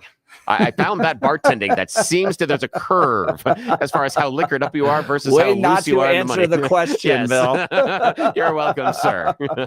State Senator Sonya Jaquez Lewis of Longmont no longer allowed to have staff because she treated her other staff so poorly that Democrat leadership stepped in and said, no more. Her own party said, you're bad at this. No more. You can't do this anymore. Do you think she should, come on, constituents, voters of this district, there's got to be somebody better. Yeah. I look at the idea of these are people that are legislative aides, and they have complained about the treatment, the requests, the extra work inside the office. And I keep thinking about, for the voters, that you may like her positions, but what if that was your son, your daughter that was there? What if that was your sister? What if that was you in that office? And that's the employer-employee relationship as far as a manager. Do you then trust that person to make the right decisions when they're on the floor? Because they're making these type of personally motivated decisions that takes advantage of the system when they are in private and when they're dealing with their own staff. So how much of a good steward of your tax dollars do you think that person's going to be? How much of a steward of the best course and the best path forward for this state do you think that lawmaker is going to be? When given the choice with their own staff, these are the decisions they make.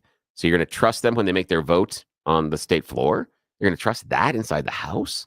Why would you trust that decision ever based on what they've made in private decisions?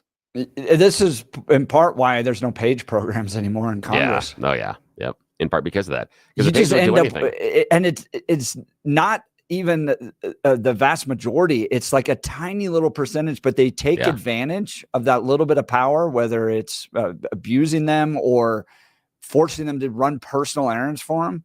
And here's part of the problem. And so Congress shut down the entire program. And here's part of the problem is that, when I was coming up, it probably was a little bit different when you were, especially in radio, that you were advised early on in your career, the best answer you can always give is yes.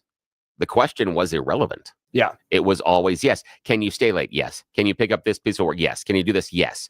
That's the idea of how you originally got in the door and then was able to get a little bit ahead to maybe start climbing the ladder internally, was always the answer is yes. So if you're a legislative aide and you're looking at growing your career and the person that is your boss says, hey, I got a job for you, you're wired to say yes, regardless of whether it's mow the lawn. Oh, I need that. I need a legislative aide for that. The voters of this district, State Senator Sonya Jaquez Lewis, it's time for you to get her out of here. I'm sure there's another Democrat you can find, but treating interns, treating your aides this poorly to the point where the state is banning funding from you to have employees, you need to go. All right, you're listening to The Jeff and Bill Show. Denver's talk leader, News Talk 710 KNUS.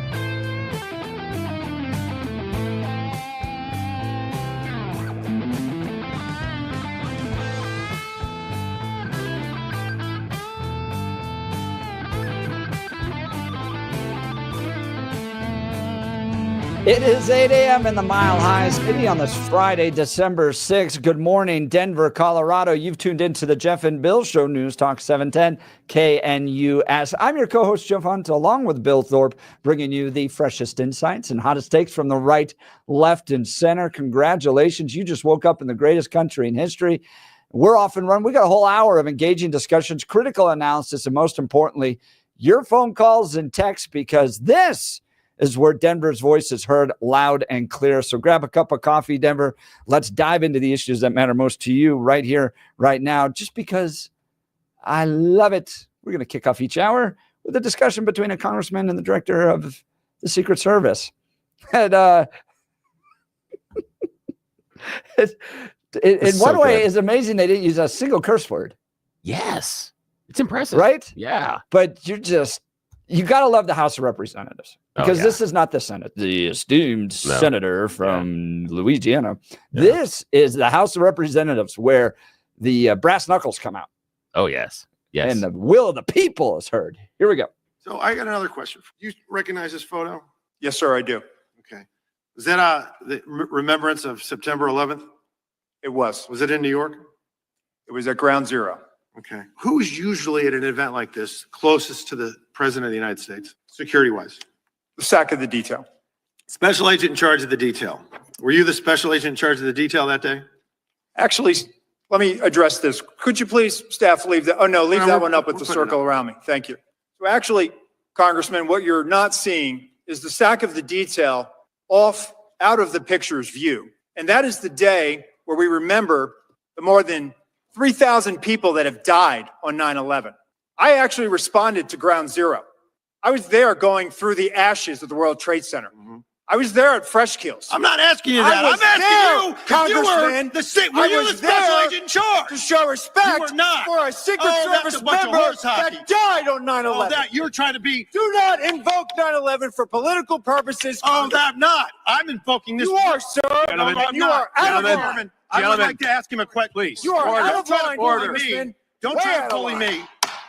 I am an elected member of Congress, and I'm asking you a serious question, and you are I playing am a public politics. servant who has served this nation and You spent won't answer time the question. on our day, on our country's darkest Mr. day. Chairman, Committee will come Do to not order. politicize it.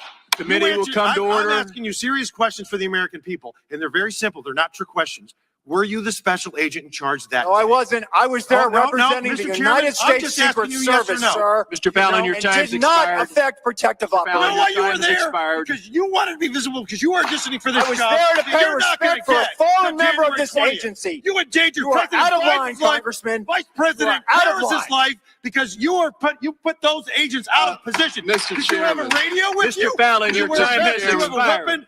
Mr. No. I did, sir, and you are out of line. Mr. Chairman, Mr. Chairman, Mr. Chairman. Lawmaking. That's funny. And the gavel in the background. That's my favorite part. Yes. Please, Yes. please listen. Yes, it's so good. And everyone just ignores it. Just keeps running right over the top of it. It's so good. It's so funny. Do you expect to see some fireworks down at the Colorado state capitol this year? I mean, Republicans got rid of the supermajority. Yeah, it's fantastic. So, I mean, the Democrats still have total control. They're going to do whatever they want, Yeah. but they couldn't override a veto from Jarhead Pugliese.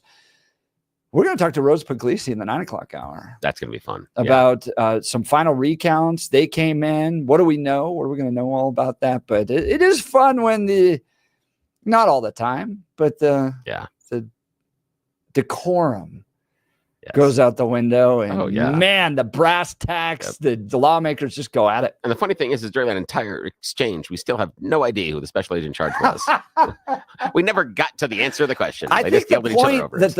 the congressman was trying to make was that the Secret Service guy cares more about these photo ops, Yeah, right? that he wants to be in the background of the photo, and that the secretary in charge is off camera somewhere else rather than standing next to the president, and that you want to be in the shot. And okay, I'm a public servant. You could tell the moment he lost it was the congressman lost it was when he goes, well, this is a 9/11. I walked through the ashes of 9/11, and there was no point. That had nothing to do with the question. No, the question was, are you providing adequate security for our most important dignitaries at these events, or are you just there for a photo op? And boy, he took that personally. And I can see, though, the idea that if you're going to accuse him of being there for a photo op and he had gone through that on 9/11, I can see why he would say you're trying to politicize what is happening here. But it is a valid question as far as where people were and what went on. But that was fun. And we faced 2 assassination attempts. So are we just doing photo ops in the Secret Service? Or are you guys actually protecting our elected officials? All right. This was like, you got to be kidding me. All right. Yeah. So the senator from Iowa, Senator Joni Ernst, and she's in a lot of hot water over Pete Hegseth and how Republicans feel about her. We're not going to talk about that. If you want to, you can call in and talk about that. But she has put together a report. Guess how many federal workers show up in person on a full-time basis? I don't know. I have no idea, honestly. I don't know. I didn't read these the are story. taxpayer-funded employees, right? Yeah. You and I collectively put our money together and employ them. Yeah. 6%. Oh, full-time in the office? Yeah. Oh, okay. I'm not necessarily worried about that. Really? Yeah. 6%. Yeah. Go and spend time in the office I'd be full curious. time. Yeah, I'd be curious about, what the work split is for the rest of them. Do they show up some days? Do they not show up some days? The one thing, and I'll tell you, there is an advantage here that that Joni is not seeing, I believe, because she's trying to make political points on this, and she's missing an opportunity that some companies in the private sector have already taken advantage of, but she's missing this. Yeah, we'll talk about it after the news. Do you think that people that work from home full time work as hard as people in the office? Yep, absolutely. You do? Oh yeah, Really? absolutely. Yeah, 110%. And because I have been hybrid for several years now, and have had experience with other people being hybrid and other people in my family, yes, they do work as hard. It's a different. I totally disagree. See, go ahead. It's a different linear work day. But what they've found is that people that work from home spend more hours working per day than people that are in an office, because they're allowed to spread that over a longer period of time. Because they're doing less work. No, it doesn't mean that we don't see anything as far as a drop in productivity. I don't see any of that. Oh man, I feel like if I'm not in the office, I'm not nearly hammering as hard. Oh, see, the thing for me is that when I'm working from home, it's more on my pace. And what I don't get is I don't get those minor interruptions all the time. Where you have someone walking up to your cube going, "Hey, working hardly working. How you doing? Got a case of the Mondays?" Exactly. I don't know. It's hump day. Yeah, you don't get those interruptions. Now, I miss some of the camaraderie, and I can see some of the dynamism based on putting teams together. But as a whole, I think the idea of expecting someone Monday through Friday inside of an office is rather stupid. I think it doesn't take advantage of what people can do. I totally disagree on this. This is going to be fun. Oh, this is going to be fun. Great. Jason in Denver texting, even the federal office cleaning crews work from home. But to that point, if you subtract security guards, maintenance and personnel from that 6%, you're down to 1%. Yeah. 1% of the federal workforce works in office 40 hours out of the week. Yeah. That is crazy to me. No. All right. That to me shows tremendous efficiency that we are not taking advantage of. And there are some bonuses that we are ignoring because of it as well. The other part is that I hate to burst your bubble. We're not going back. Elon Musk and his push to bring everybody back in the office and everything else, not going back. He's wrong about it. Oh my gosh. And I'll tell you why. Dude, we are gonna get into it. I'll tell you why they're wrong. And it has to do with, and it's a simple marketing principle, is why we're not going back to the 40-hour work week expectation for every worker. It's not going back. All right. Won't happen. Interested to hear it. Want to hear from you. Phone lines are open. How does it make you feel? 1% of federal employees, when you subtract security guards and maintenance personnel, are working regularly in office. 99% are working from home. Good or a waste? I think it's a terrible waste. But I want to hear from you. 303-696-1971 or text us on the Dan Caplis Law text line 720-819-5115. Let's check in on news and comment with Blake Olson. Good morning, Blake. Thanks, Jeff. Hey, Billy, why am I having visions of Lundberg right now? I don't know if he's listening. No, he's talking to our callers because the phone lines are rolling in on this one. But well, you know, Jeff, oh my gosh, TPC, TPS reports, all that stuff. But I just know myself that working from home, I'm not like. There's just something about being able to walk next door to a coworker, be like, "Hey, where are we on our sales numbers?" Rather than being like, "No, I hear you, dear Blake, comma." I think How are it sale depends on the situation. If you're in radio, you should be able to work from home. Where are you right now, Blake? honestly, like in my situation, I work far harder here. I mean, because I wake up and it's more productive. I can get much more done here than I could. It kind of depends on the situation, in my opinion, but that's going to be a great hour ahead, Lundberg. So just a moment. 28 and sunny in Denver, expecting a high of 55 today. The 7-10 5-day forecast coming up. Our top story: researchers in Colorado are trying to determine if the pill form of a well-known weight loss drug may also curb cravings for alcohol. Dr. Joseph Schacht, who is leading the study at the University of Colorado Anschutz Medical Campus, says the medication is showing a lot of promise so far. They tell us that they are less interested in drinking, that they feel less interested in having another drink after having one or two, and that they just don't want alcohol as much. The study is focused on the pill form of Ozempic. Ozempic was originally created as a treatment for diabetes, but the weight loss was an unintended consequence. The popular weight loss drug may now also become an anti-addiction drug through this research. Results from the study are expected next fall. David Sachs picked as AI czar for the new administration, and First Lady Melania Trump says her son Barron played a big part in helping President-elect Trump choose which podcast to appear on during the campaign. She said that she's very proud of her son and his knowledge of the political world at such a young age. Did you hear the audio of Barron Trump, by the way? I have not. I know he's like 6'6" now. Yeah, 6'5". it's circulating online. He sounds just like his dad. No way. Yeah. I need to go look. This is very cool. He sounds That's pretty cool. And to Trump's credit, he's raised some really good kids. He has, right? man. They all turned out professional. They're building families. They seem invested in their kids. I mean, and then Barron Trump is very reserved. You think about all the other kids that grew up in rich families. Believe me, I know. Yeah, I grew up in Cherry Hills that were just disasters. Sure. These kids turned out well. He seems very, very polite.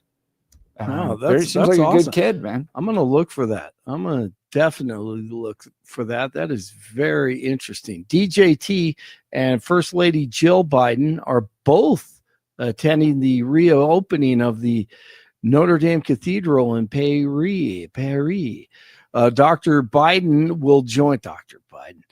Jill Biden will join other dignitaries this weekend, including Trump, for the official reopening. So that may be very interesting. Will she talk to him more than she did Kamala? Hitler. That's right. It's so. I think everybody has seen. It's just seen so much through all that crap where the Republicans are literally Hitler, fascists, and then they go attend events with him.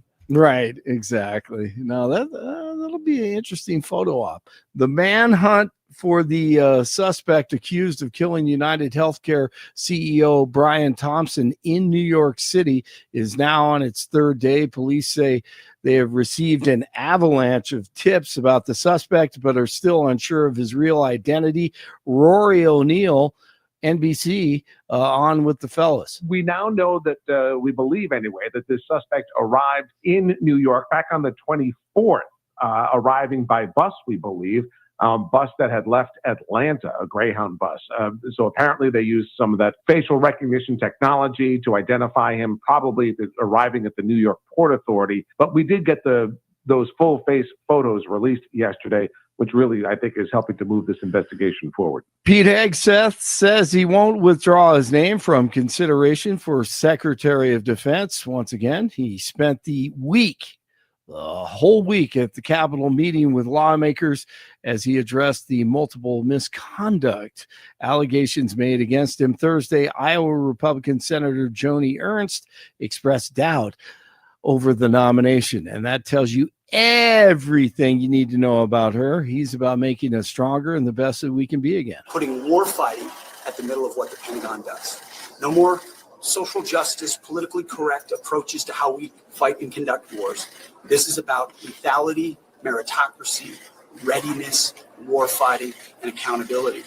Tucker Carlson with a long interview with Russian Foreign Minister Sergei Lavrov, who says they've been warning everyone for years about pushing NATO closer to the Russian border.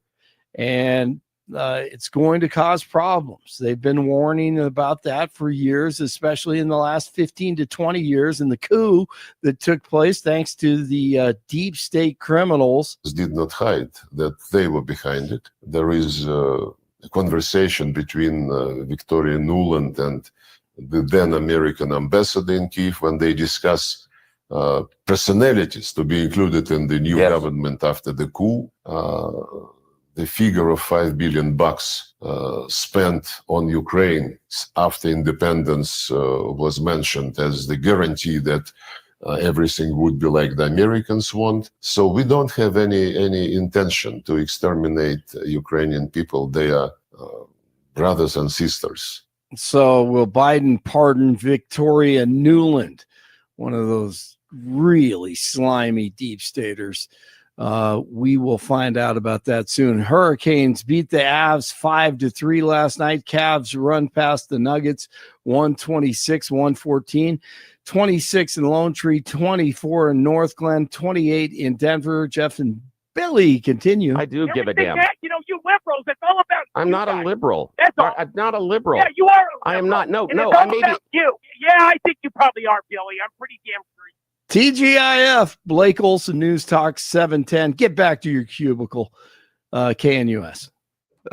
Sunny skies and dry weather continues here for a little bit longer, although by early next week, you'll certainly feel a difference in the weather. But until then, it'll be mostly sunny and dry. Highs today in the 50s, 20s and low 30s tonight, mid to upper 50s for Saturday and Sunday. Sunday night increasingly cloudy, lows 20s and becoming a little windy Sunday. Chance of some snow showers, brisk winds, and colder Monday and Tuesday with highs only 30s. Meteorologist Don Day in the 710 KNUS Weather Center.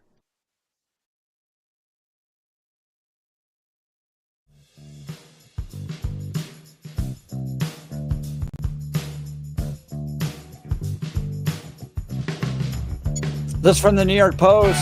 Top Doge Elon Musk, House Speaker, balk at Senate report showing only 6% of federal workers show up in person on a full-time basis, calling it absurd. They're being remotely professional. A paltry 6% of the federal workforce report in person on a full-time basis, while almost 1/3 of federal workers are remote on a full-time basis, in a sharp turnaround from the pre-pandemic era in which only 3% teleworked daily. A report from Senator Joni Ernst's office found Ernst, a Republican from Iowa, who has long crusaded against the rise in federal remote work, is planning to reveal the fruits of her office's year-and-a-half inquiry into the Department of Government Efficiency, co-heads Elon Musk and Vivek Ramaswamy during the visit to the Capitol on Thursday. The nation's capital is a ghost town with government buildings averaging an occupancy rate of 12%. Ernst wrote in the blistering report, if federal employees can't be found at their desks, exactly where are they? Musk took note of Ernst's report ahead of his meeting with lawmakers to brainstorm ways to rein in the federal bureaucracy. If you exclude security guards and maintenance professionals, the number of government workers who show up in person and do 40 hours of work a week is closer to 1%, he wrote on X. Almost no one. House Speaker Mike Johnson also highlighted the report's findings in between meetings with Musk and Ramaswamy. This is absurd, and it's not something the American people will stand for. And so one of the first things that I think you'll see is a demand from the new administration, from all of us in Congress, that federal workers return to their desks. The Iowa Republican, in particular, blasted President Biden's habit of ditching the White House for his homes in Delaware. President Biden is setting the example. He was out of office 532 days over the last 3.5 years. About 40% of the time he was expected to be in the Oval Office. So do you agree with them? Do you think the federal government would operate better if people were at desks in office buildings? People disagreeing with me on this one. People that are conservatives texting in disagreeing with me on this one. Bill, they're saying, Jeff, people work just fine from home. I disagree. But Bill, you think they do? Yeah, I don't see any problem necessarily with the work from home as long as they are producing what they need to. And I find it really, really rich that Elon is mad about the number of hours people are spending in the office. That's ironic on a level that is fascinating. When's the last time Elon spent 40 hours in Twitter office? When's the last time he did 40 hours there a week? When was the last time Elon spent 40 hours in the offices of Tesla, in his office, because he's CEO? I don't think he ever stops working, though. I've read again, that he works all the time. I know, but he's not in the office, is he? How can that possibly be? He's visiting all of his different offices. But hang on, but we have to be in the office. Because most people aren't like Elon. But but most Elon, people need a little encouragement. So there's one set of rules and expectations for Elon and something for everybody else, and he's mad. Yeah, if you're a federal worker, yeah. So if you're a federal worker, absolutely, there's a separate set of rules for you. But here's the thing: is Elon doesn't do that himself, and so I find it really, really ironic that he is saying that people can't do this type of work, can't be efficient, can't be productive, yet he doesn't do it at all. He's not there. So he can't be. When's the last time Mike Johnston has spent 40 hours in session in a week? When's the last time? That's his job. It's his job. When's the last time? How often do our legislators take time off over the course of a year? They don't work a full-time job the same that we do, and they're going to lecture anybody at all about spending 40 hours a week in an office when they don't. Please pull the other one. Please jingle bells. This is ridiculous. This is stupid. This is dumb. And we're being told by a bunch of people who don't do office work about why everybody has to do office work. Don't care. Don't care what they're saying because they don't do it. Text message from 6135. 6% of federal workers showing up. Musk already sent out word. Get out of your pajamas and get dressed and get back to work. Too many distractions at home. Disagree. That's fine. But the issue is, are we seeing a lack of productivity? And I don't see that being proven anywhere, shape, and form. In fact, I've seen some increases in productivity in certain areas, and we have seen studies that show people that work from home spend more hours. But again, it is ironic that people that take weeks off at a time, that have more vacation time than you or I, but they're allowed to make the laws, tell the rank and file how many hours they have to spend in the office when they don't do it. Elon Musk, not in the office, telling people they have to be in the office. That is stupid. That's dumb. I have a guy that works works with one of my neighbors. He works for an international company. The closest office they have here is New Jersey.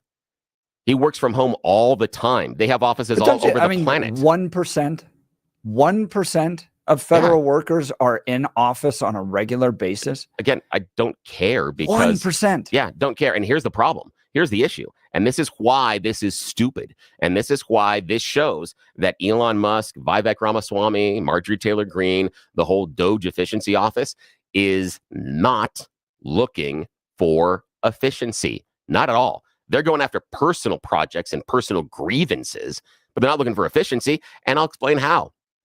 We have 1% of federal workers that regularly go into the office. So why do we still need those buildings? Now, you want to talk about that is the next part. Now, I was going to get to that. So that's the issue is this. What you do for efficiency is you shut down those buildings. You don't have our federal government paying for the lights, the heat. Yes. They don't pay the rent. They don't pay for the coffee. An important part. That's the reason. This is a government efficiency. And I find, again, the irony thick that this is more efficient for the government, and yet the people in charge of government efficiency want to bring us all back into the office. They want to make it less efficient. They want to make you sit in traffic. I was going to say the traffic thing is one thing that gets me. But here, listen to this. This is the report. You tapped into it, Bill. leasing and maintenance costs for federal office buildings, where 1% are coming into work right now, as well as the tab to keep them running, is $15.7 billion annually. Meanwhile, the government has ownership of about 7,697 vacant buildings and 2,265 that are somewhat empty, costing about $15 million for leasing and maintenance of underutilized space, according to a report. Now, it looks to me like we could save around over $10 billion plus by just continuing to let these employees work from home and reducing the physical footprint. They sit in their pajamas. But you can work in your pajamas.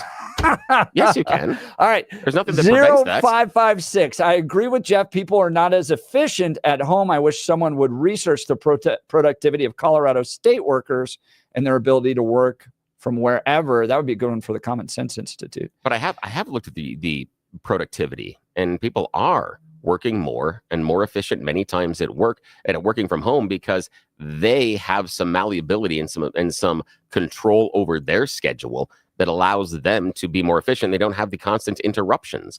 It's much more efficient. Iggy's saying if they're working from home, they're leaving us alone. That's true. Robin, Tennessee. Billy, in the office means at work and working. It does not mean literally in your office, but it does mean at work and working. Elon was known for sleeping in his car factory during times of critical need. Yeah, but the question I've got is, he says that we have to be in the office. When's the last time he's been in the Tesla office for 40 hours a week?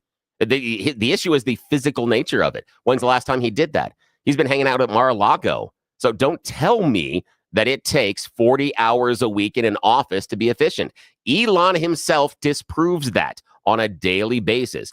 Don't tell me the work can only be done in that physical workspace. Also, don't tell me that you are efficient and working every minute of every day when you were at that office. You know the times in which there were sloughs. You know the times in which you took a 1.5 hour lunch break, maybe 2 hour lunch break. You know the times that you looked at that clock and saw clock out time was 5 o'clock, but most of the people were gone and it was 4. Has anyone watched the show The Office? Exactly.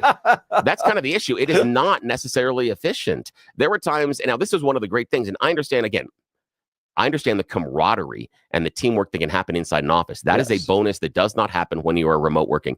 That is the only advantage that I see. And one of the examples I have is that when we were back still working in the offices over at Westwood One, we had several games that were in our office area where we were. We were known as the clubhouse. We were a little bit rowdy, a little bit strange, and broke a lot of rules and had some HR complaints. But one of the things that we had is one of those old bubble hockey tables, with the levers and you go back and forth. Now, we had a rule. We had 1 minute games. You were allowed to play 1 minute because it was just messy and it was loud. It made noise, but you could only disrupt the workflow for 1 minute at a time. But we would stop routinely and you'd have series and challenges. We had an entire playoff series that went on. Were we productive every moment? No, we were stopping to do that. We had a fake employee of the week thing that we did. We put up our pictures up on the wall. We were goofing around during that time. Were we efficient? Were we pushing the ball forward? No, not in the least. So it is a misnomer that we are efficient all the time when we are in the office. You don't know a coworker that's ever taken a really long bathroom break, do you? No, that never happens. 3207, your personal bias against Elon Musk and Doge is showing. Let them check to see if there's an efficiency and see what we can save. No, I do not like Elon. I understand. And yes, I do have a personal bias, but I think that it is fair to critique him telling people to be in the office 40 hours a week when he is not at the offices of the companies he's running for 40 hours a week. If he can be remote and he can run Tesla by not being in the Tesla offices, what's preventing the average rank and file person from accomplishing their tasks remotely? 7165, when Tesla was on the ropes, Musk was sleeping in the factory.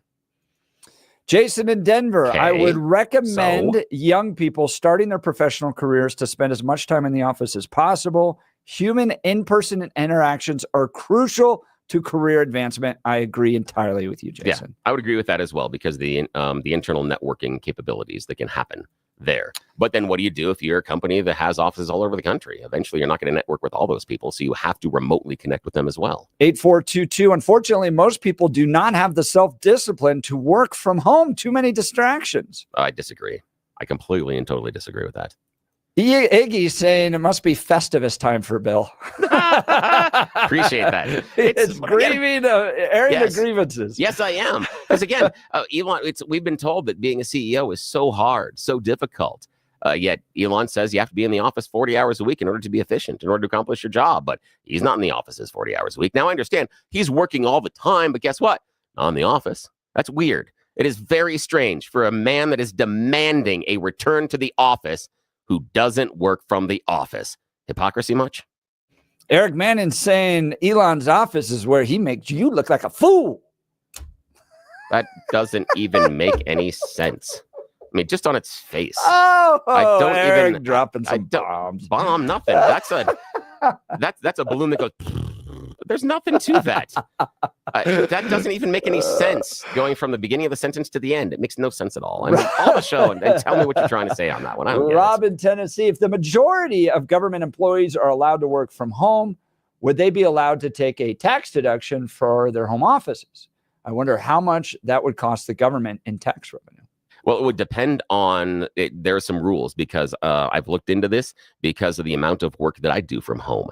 And there are some rules as far as setting up a particular workspace, and you have to verify some of that. And there's some other things and investments that you have to make. So it's not necessarily as easy, but yeah, they might be able to. But on the other end, remember this, if they're taking that tax break, what we're also seeing then, if we do this properly, not like we're doing it now, but if we do it properly, we are seeing in excess of potentially $10 billion in savings by not having these physical facilities, not having to pay for lights, not having to pay for heat, not having to pay for parking, not having to pay to re-asphalt the parking lot, not having to pay for the landscaping outside of it, not having to pay for the coffee. When they sent us home from Westwood One and said, you guys are going to be working from home during the pandemic, a couple of my DJs friends and I got on air and got on a Zoom call together and said, oh yeah, we're going to start building out some home studios, do some other stuff. And my comment was they are never going to bring us back into the office full time as soon as they find out they can save more than $500 a month on coffee. When they see that kind of savings, we'll never go back into the office full time. Now, that may not be the reason they didn't bring us back into the office full time, but we are not going back in the office full time. Ever. So Billy and I disagree with this. I believe that working in person is critical. It's essential. Yeah, you can do the remote working for a time being. I understand there are some folks that live too far away from the office. It's not even possible to do that.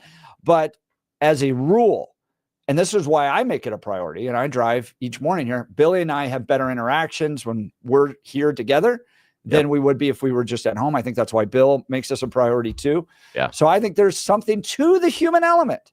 There is. And however, our lead-in guy, Hugh, doesn't go into the office all the time. He has remote broadcast locations all over the country that he goes to. And I miss having Blake, but that would be too far for Blake. That'd be like a 2-hour commute. That'd be ridiculous. That'd be ridiculous. Give us a call.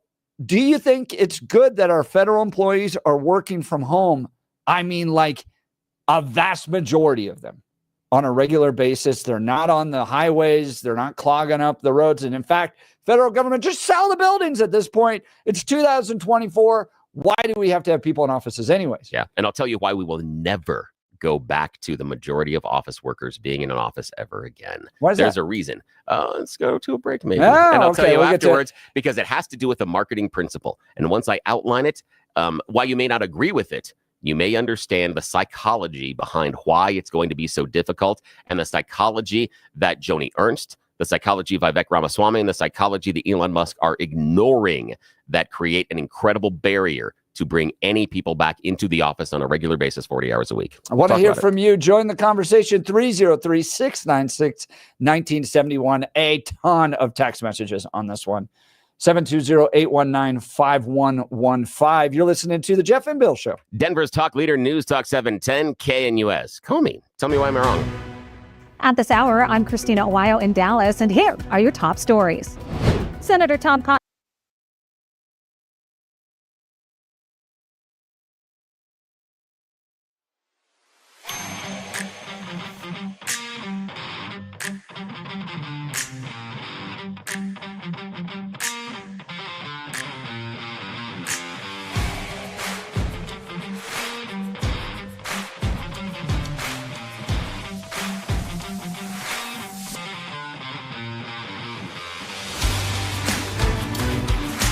At this hour, I'm Christina Owayo in Dallas, and here are your top stories. Senator Tom Cotton has introduced a bill that would require the federal government to stop referring to Judea and Samaria as the West Bank, saying it's a slap in the face to historical truth, adding that it's time to call this region by its rightful name and stop playing into anti-Israel propaganda. The Arkansas Republican introduced the Recognizing Judea and Samaria Act, which would require all official U.S. documents and materials to use the historically accurate term, Judea and Samaria, instead of the West Bank. The bill would align U.S. policy language with the geographical and cultural significance of the region.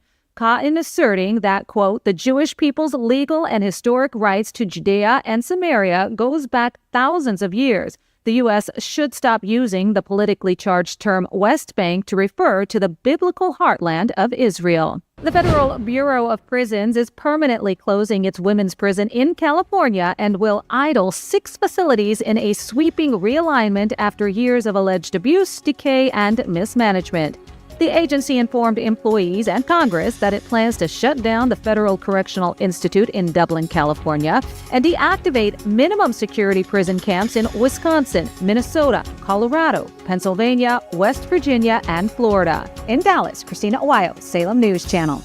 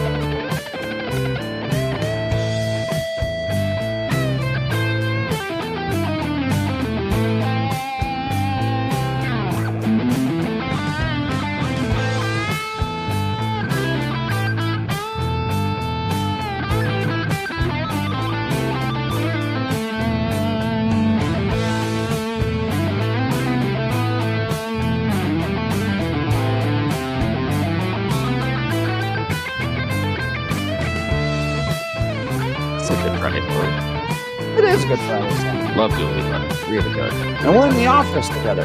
Yes, but federal employees, not so much. Only about 1% spending time 40 hours a week in office. And we're spending, what, $15 billion? Something like that on all these buildings that are mostly vacant in Washington, D.C. So should the federal government just sell the buildings, or is it best that people get together, work together? Billy and I are on opposite sides of this. I think it's critical to work together. I think you need to get people focused. I think they do better together. I think there's higher accountability. And when people are in their pajamas, they don't work as hard. Bill disagrees. I disagree because I don't think that necessarily pants makes you more efficient. I don't think having to do your makeup makes you more efficient. I don't think shaving your face makes you more efficient. Really? You don't think No. so? Oh, man. No, not it's in the all least. part of like getting No. focused, getting ready for the day. Here we No. go. No, Put not on in the a least. suit and get after it. No, not in the least. In fact, the experiences I've had are people that work from home are in the quote, and I'm using it with air quotes, office online earlier than people that commute because they don't have that commute. Because when you don't have to get up and put your face on and get dressed, you can wander over and fire up your emails right away. You can start responding to things immediately. I have someone that I work with that she works from home 90% of the time. She's here in Denver, a good friend, but she's online by 7 a.m. Now, if it was in the office, it'd be 8:30, but she's available and working at 7 a.m. The number of times that I've talked to her and she has worked at 10, 11, midnight, she's doing that from home. She wouldn't be in the office until midnight. She would go home. And what's the motivation then after you've been in the office for your entire workday to go home and fire up that laptop, fire up that desktop, and then get back online to do more work? That sucks. That is your work taking pieces away from your home life. No. And we will never go back to 40 hours a week for the large majority of office workers because of marketing principles. And it's a psychological barrier. And here, let me explain it to you. So growing up, if you're a child of the 70s or 80s, you'll know a famous, and if you had a sibling or at least had kids at the time, you'll know this call that I am about to give. You'll recognize this because you heard it over and over throughout the course of your week. It's coming back! That was your sister, your brother, yelling at you that the show you're watching is about to come back from commercial break because you had one time you could tune in and watch it. If you couldn't see it then, you had to wait until maybe summer reruns, or perhaps you'd miss it completely. And then as we went through late 80s into the 90s, we had things like VHS machines you could set to record programs. Then we were able to go back and watch them later. Then we had TiVo, and now we have streaming where we displace that time-based viewing of programs. We will never go back to a singular broadcast model like we had in the 80s. If Netflix today announced we are no longer going to be on demand, we are going to have these shows streamed at this time.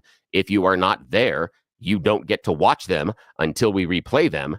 They would lose almost all of their subscribers because that's not where we are right now. And going back makes you upset about it. And there's a psychological barrier of taking away something that you already have. This is an embraced convenience that people enjoy. And especially we talk about the commute. The commute is one of the things that work from home people love that they can avoid. That is one of their largest pieces of happiness. You're not going to be able to take that away psychologically. You're going to be the jerk. You're going to be the a-hole. People don't go back. We would never go back to singular broadcast events like we did in the 80s. We are not going to go back to full-time 40-hour-a-week jobs in the office. People will not allow it psychologically. You can't take away that kind of a perk they are enjoying and to think they are still going to be your employee. Won't work. Just won't work. Iggy texting, there's a federal study bill that proves workers working from home with reptiles are the most productive.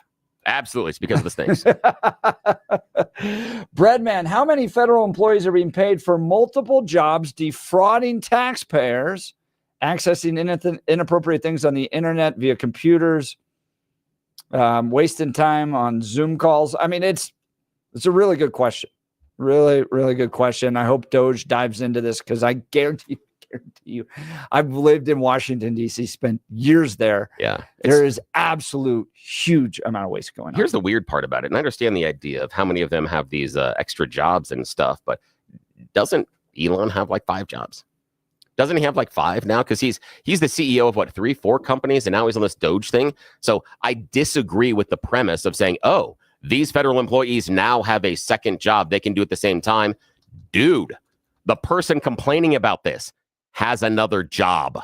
So I disagree. We have lawmakers down at our state capitol that have second jobs. Disagree. That's a problem. I think Breadman's pointing out you people that have signed up to get paid as a federal employee for 40 hours of work a week and are probably doing 15 while collecting checks for other jobs. Why do you go from 40 to 15? Why couldn't it be 40 to 35, 40 to 30?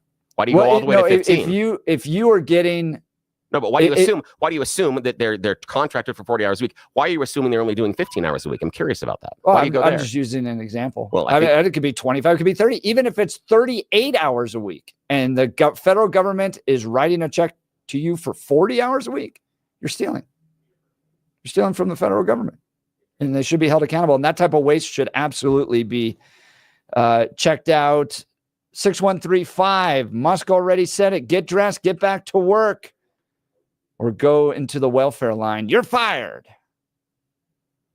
Yeah, because we know that when someone's in the office, they're working every second of that 40 hours. That happens all the time. You never see offices cleared out at 2:30 in the afternoon on a Friday. That never happens. Margarita time. We know for certain that when any employee shows up to the office, they're working every second of that 40 hours. They don't goof off and waste maybe an hour or two over the course of the week. No. That never happens, right? Do you think it's worse though when it's a government employee? I think it's just it's one thing for a private company to have employees that are time theft. I think that's what that's called. But when it's a government employee, it's taxpayer dollars. Yeah, I disagree, and especially because you can make the same complaint if it was a publicly traded company that you're stealing from shareholders. Don't care. The idea for me is, and this is the reason why, is that we spend way too much time looking at a calendar-based job when it really should be a task-based job. And that's a problem we have. There are very few jobs we have right now that are calendar-based or clock-based. Like if you're a police officer and you're contracted to be there for the 8 hours a day, you're supposed to be out there, serving the people for the 8 hours a day. However, if you're contracted to produce X, you have to produce these spreadsheets. You have to accomplish this over the course of the week. If it takes you 35 hours over the course of the week to do that, I don't care. Even if we're paying you for that, because we're paying you for the task, I'm paying you based on task accomplishment over the course of a week, not the amount of time that it takes you. And the reason that I'll give that example is because at my other job at Westwood One, I produce twice as many music logs as anybody else in the stinking company. No one's even close to the amount of music production that I create. No one touches me. When I've had calls from accounting 3 times because they don't believe the amount of work that I accomplish in a calendar week. They distrust it, but I proved it over and over and over again. I'm more efficient. I'm not in office. You should get paid not by the hour, but by the product. Yeah, but again, that's the idea. Is they're asking me to produce this. And I've had conversation with my boss, and she's like, listen, based on what you do, she goes, I don't care when you do this work as long as it's accomplished based on the time in which it has to be delivered. I don't care if it's 1 o'clock in the morning, 3 o'clock in the afternoon. That's it. She doesn't care. So for me, it's task-based. It's not based on the number of hours it allows me to generate it. 7165. Here's the plan for government efficiency. Mandatory return to office. Celebrate all those who quit. Sell off any surplus office space. And then watch the cost of government dive. All right, we'll get to the phone calls. You're listening to the Jeff and Bill Show. Denver's talk leader, News Talk 710, KNUS.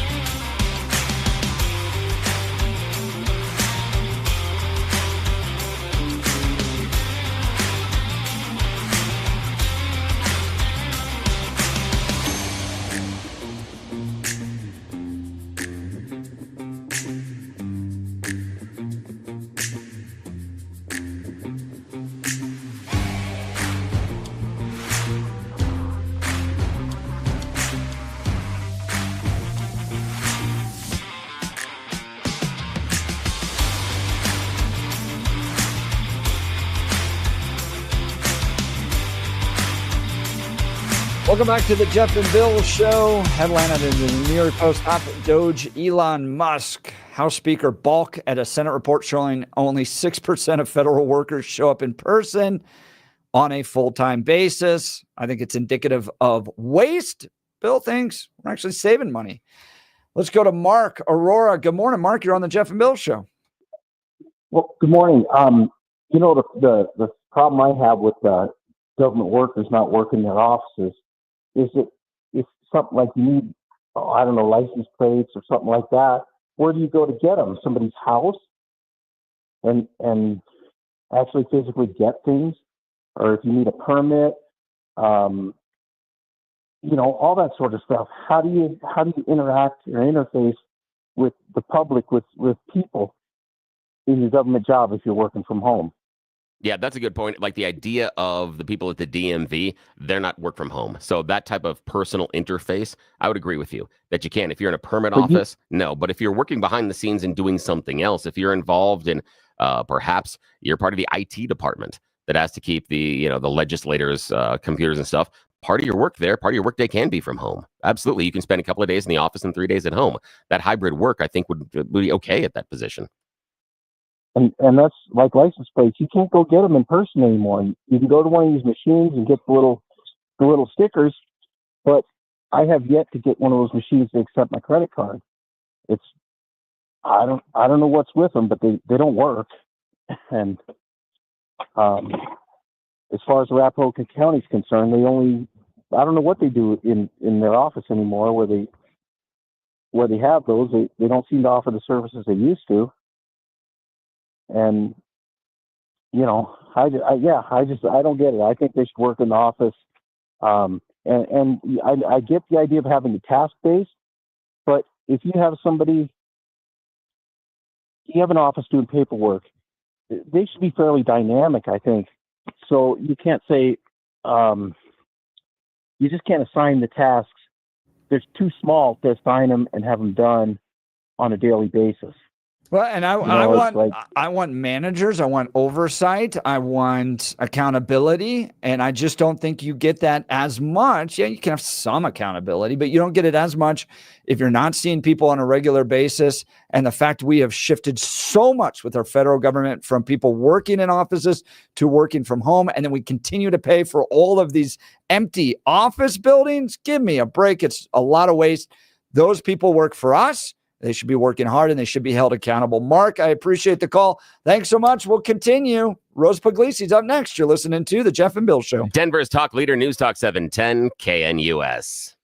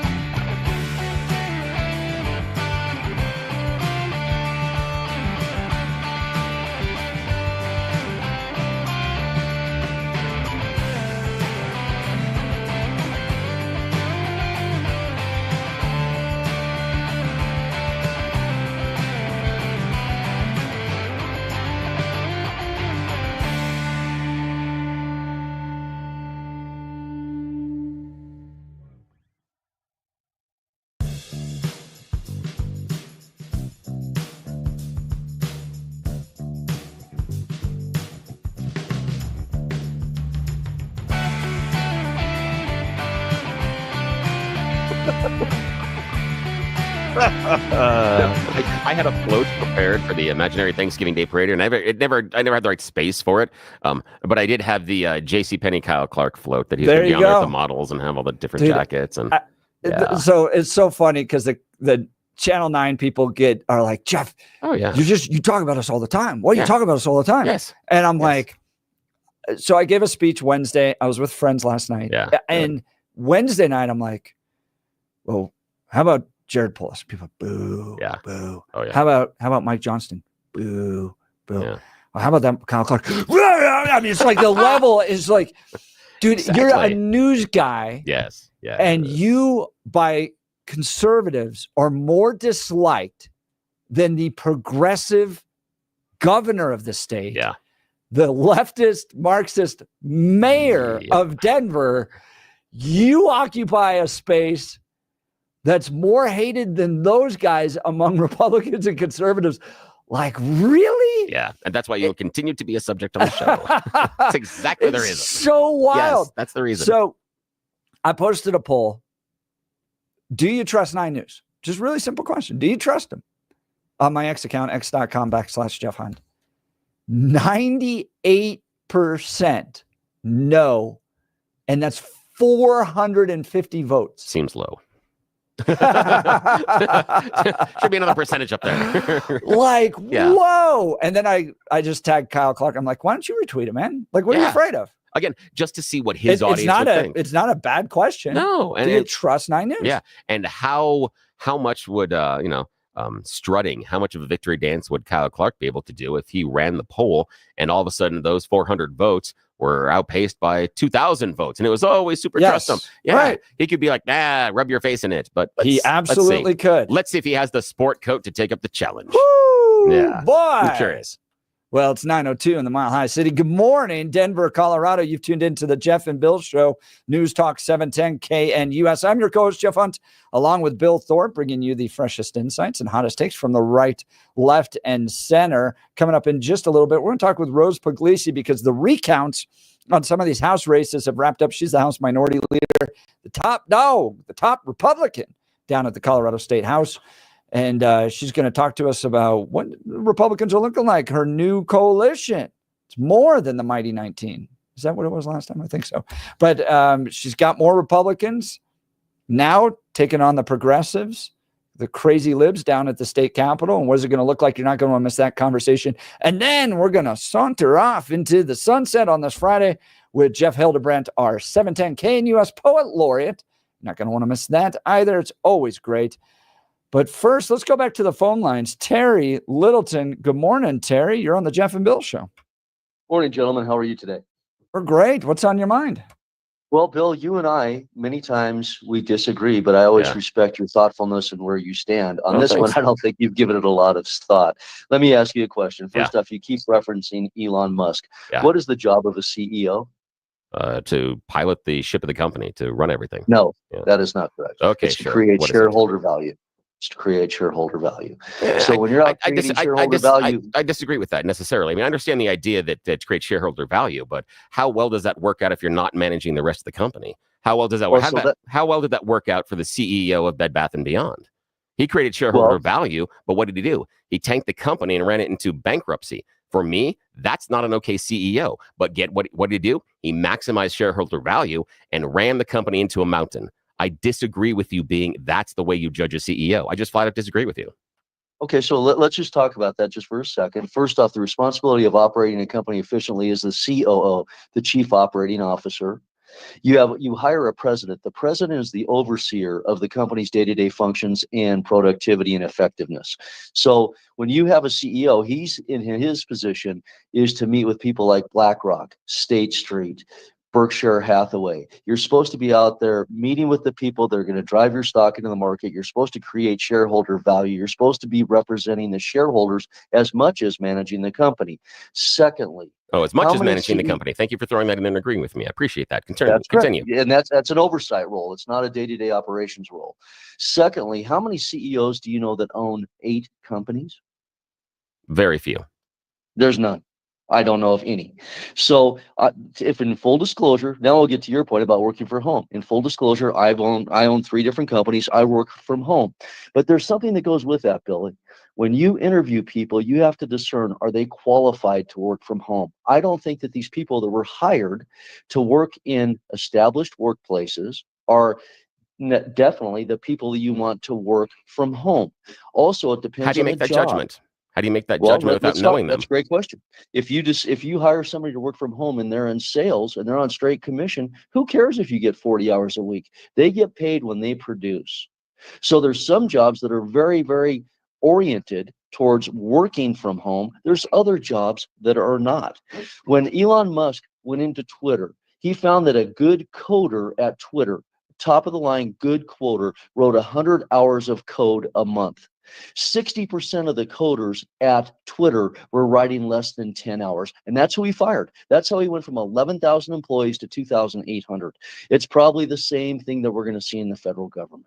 Yeah, okay. I understand that as far as efficiency. And if he's looking at that, I can get on board with that one. But talk to me about how difficult that CEO job is if he's not doing it 40 hours a week. And that's part of the rock that I throw at him. No, he's not. He can't. Oh, no, he can't. And and this is the reason why he can't, Terry. He doesn't have enough hours in the day.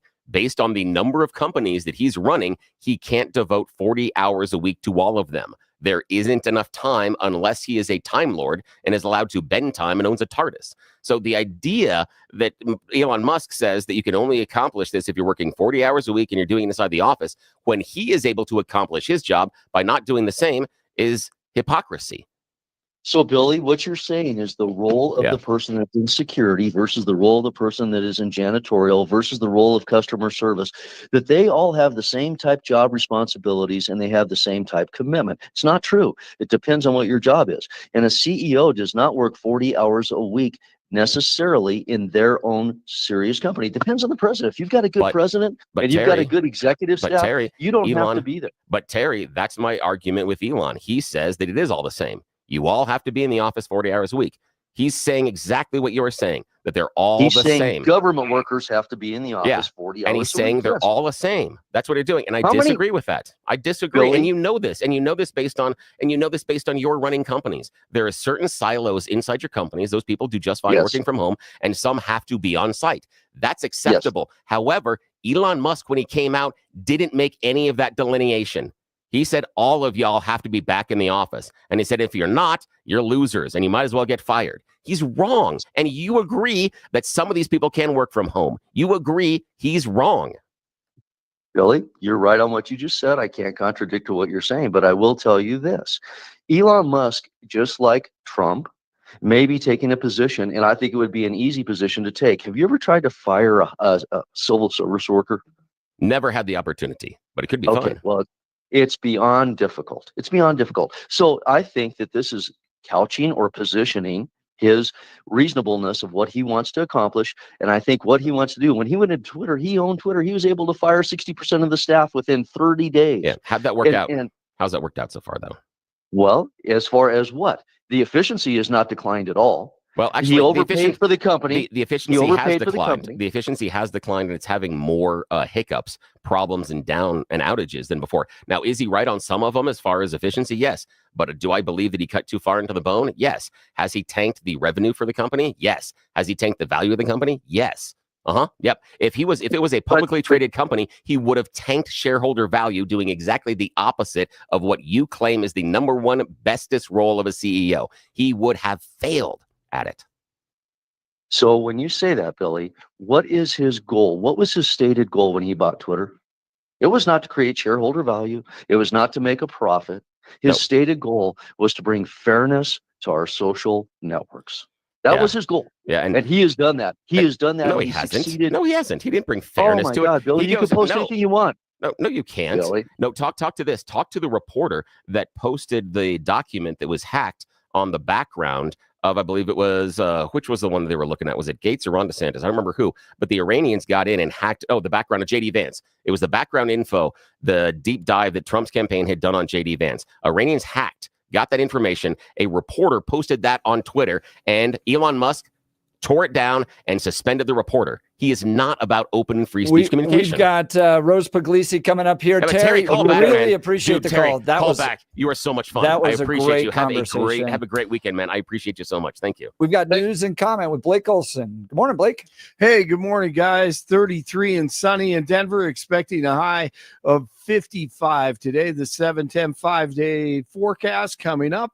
Our top story, Sleepy Joe is reportedly considering preemptive pardons for those who may be targeted by DJT. He's having discussions. Some of the names possibly being considered, of course, include Anthony Fauci, Liz Cheney, and Senator-elect Adam Schiff. Preemptive presidential pardons are rare. Florida Governor DeSantis has a good idea. And I'm just sick of seeing him. I know he says he's going to retire. Someone needs to grab that little elf and chuck him across the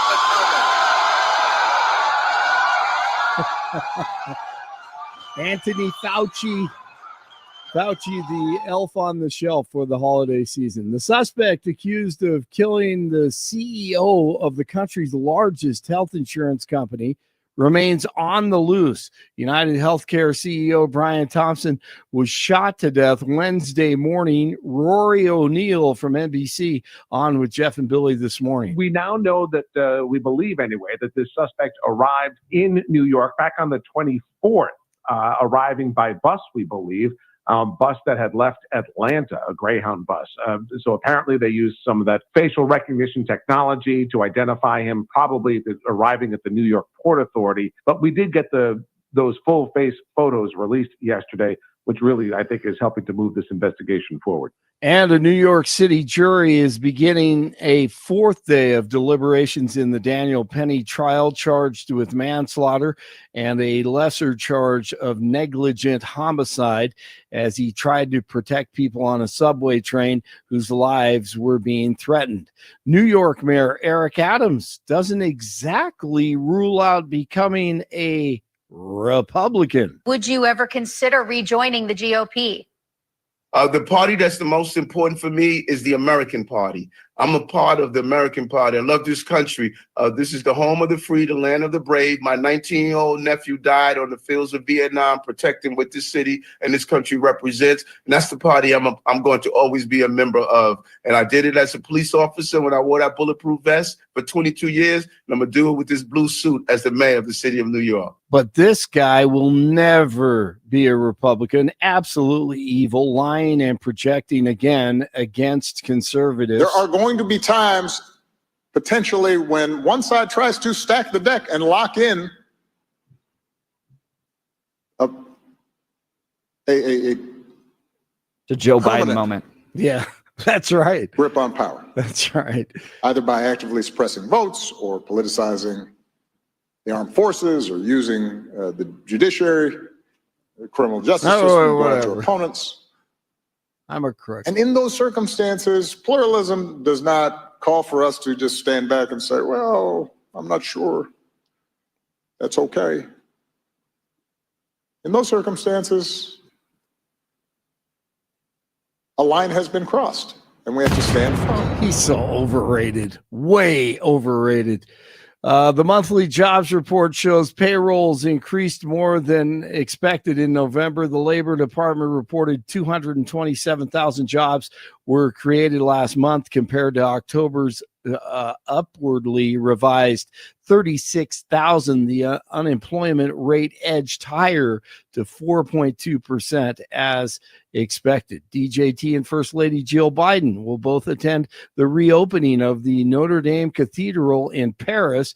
Jill will join other dignitaries this weekend, including DJT, for the official reopening, and that will be interesting. It's taken years to restore the medieval cathedral after fire destroyed the roof in 2019. Tucker Carlson with a long interview with Russian Foreign Minister Sergei Lavrov, once again exposing the deep state here in the Biden crime family in the U.S., aided by Victoria Nuland. Who do you think has been making foreign policy decisions in the United States? This is a question in the United States. Who is making these decisions? I wouldn't guess. I haven't seen Tony Blinken for years. 2 years ago, I think, at the G20 summit, I was representing Putin, and his assistant came up to me during a meeting and said that Tony wants to talk just for 10 minutes. I left the room, we shook hands, and he said something about the need to de-escalate.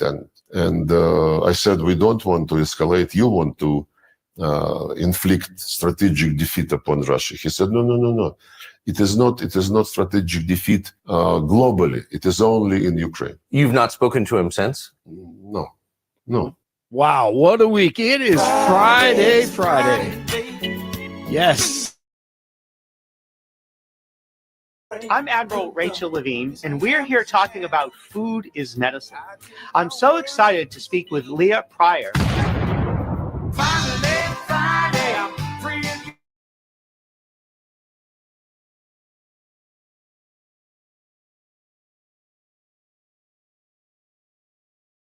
This is about lethality, meritocracy, readiness, warfighting, and accountability. And I'm grateful that President Trump has bestowed this opportunity on me.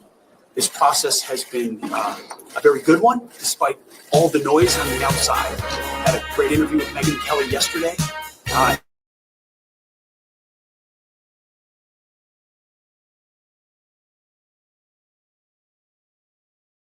On fighting. Have a great weekend. Crazy week. Those are all just a few of the sound bites that we have used this weekend. Hurricanes beat or this week. Hurricanes beat the Avalanche last night 5-3. The Cavaliers run past the Nuggets 126-114, 29 in Castle Pines, 30 in Thornton, and 33 in Denver. Let's see. Jeff and Billy continue. Denzuela, no doubt. Have a great weekend. I'm Blake Olson. Both you guys, could he kick the crap out of both of you? Sunny skies and dry weather continues here for a little bit longer, although by early next week, you'll certainly feel a difference in the weather. But until then, it'll be mostly sunny and dry. Highs today in the 50s, 20s and low 30s tonight, mid to upper 50s for Saturday and Sunday. Sunday night increasingly cloudy, lows 20s and becoming a little windy Sunday. Chance of some snow showers, brisk winds, and colder Monday and Tuesday with highs only 30s. Meteorologist Don Day in the 710 KNUS Weather Center.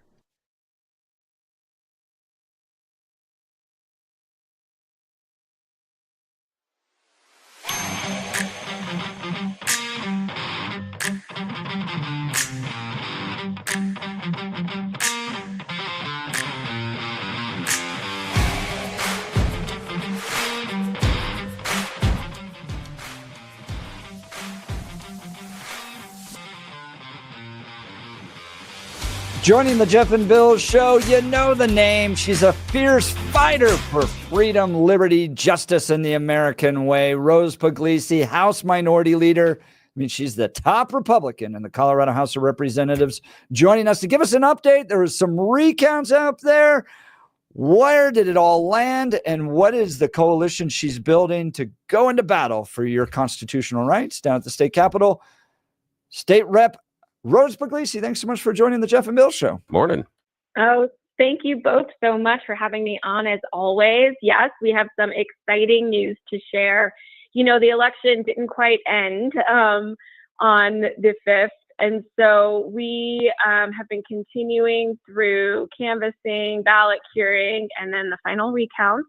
And the recounts finally ended yesterday. And we were still victorious. So we still have ended the supermajority in Colorado. We have won all of our 3 targeted races and have brought our numbers up to 22. And I'm just incredibly excited about our caucus going into this next session. This was a big deal. The Democrats did have a supermajority. That meant they were just a handful of votes in the Senate from being able to essentially override a Jared Polis veto. And if you remember, it was not just kind of Democrat down at the state capitol. It was wildly progressive. I mean, shouting down Jewish lawmakers from the balcony while waving Palestinian flags. It was out of control. It seems like there's some semblance to the adults getting control of the state house again, and maybe it won't be so progressive. Give us some of your perspective, Rose Pugliese. I'm very excited. I think these conversations around affordability are going to be incredibly important. I know I traveled the state several times working, for our candidates. And what we heard at the doors and consistently hear is that Colorado is no longer affordable, that people want to stay in Colorado, but they just can't make ends meet. And so we really need to help our working families all throughout Colorado. And I think those are the messages you're going to hear from the Republican caucus. And hopefully we'll be able to get some bipartisan support. Just to remind everybody, the numbers now will be Democrats 43 in the House to Republicans at 22.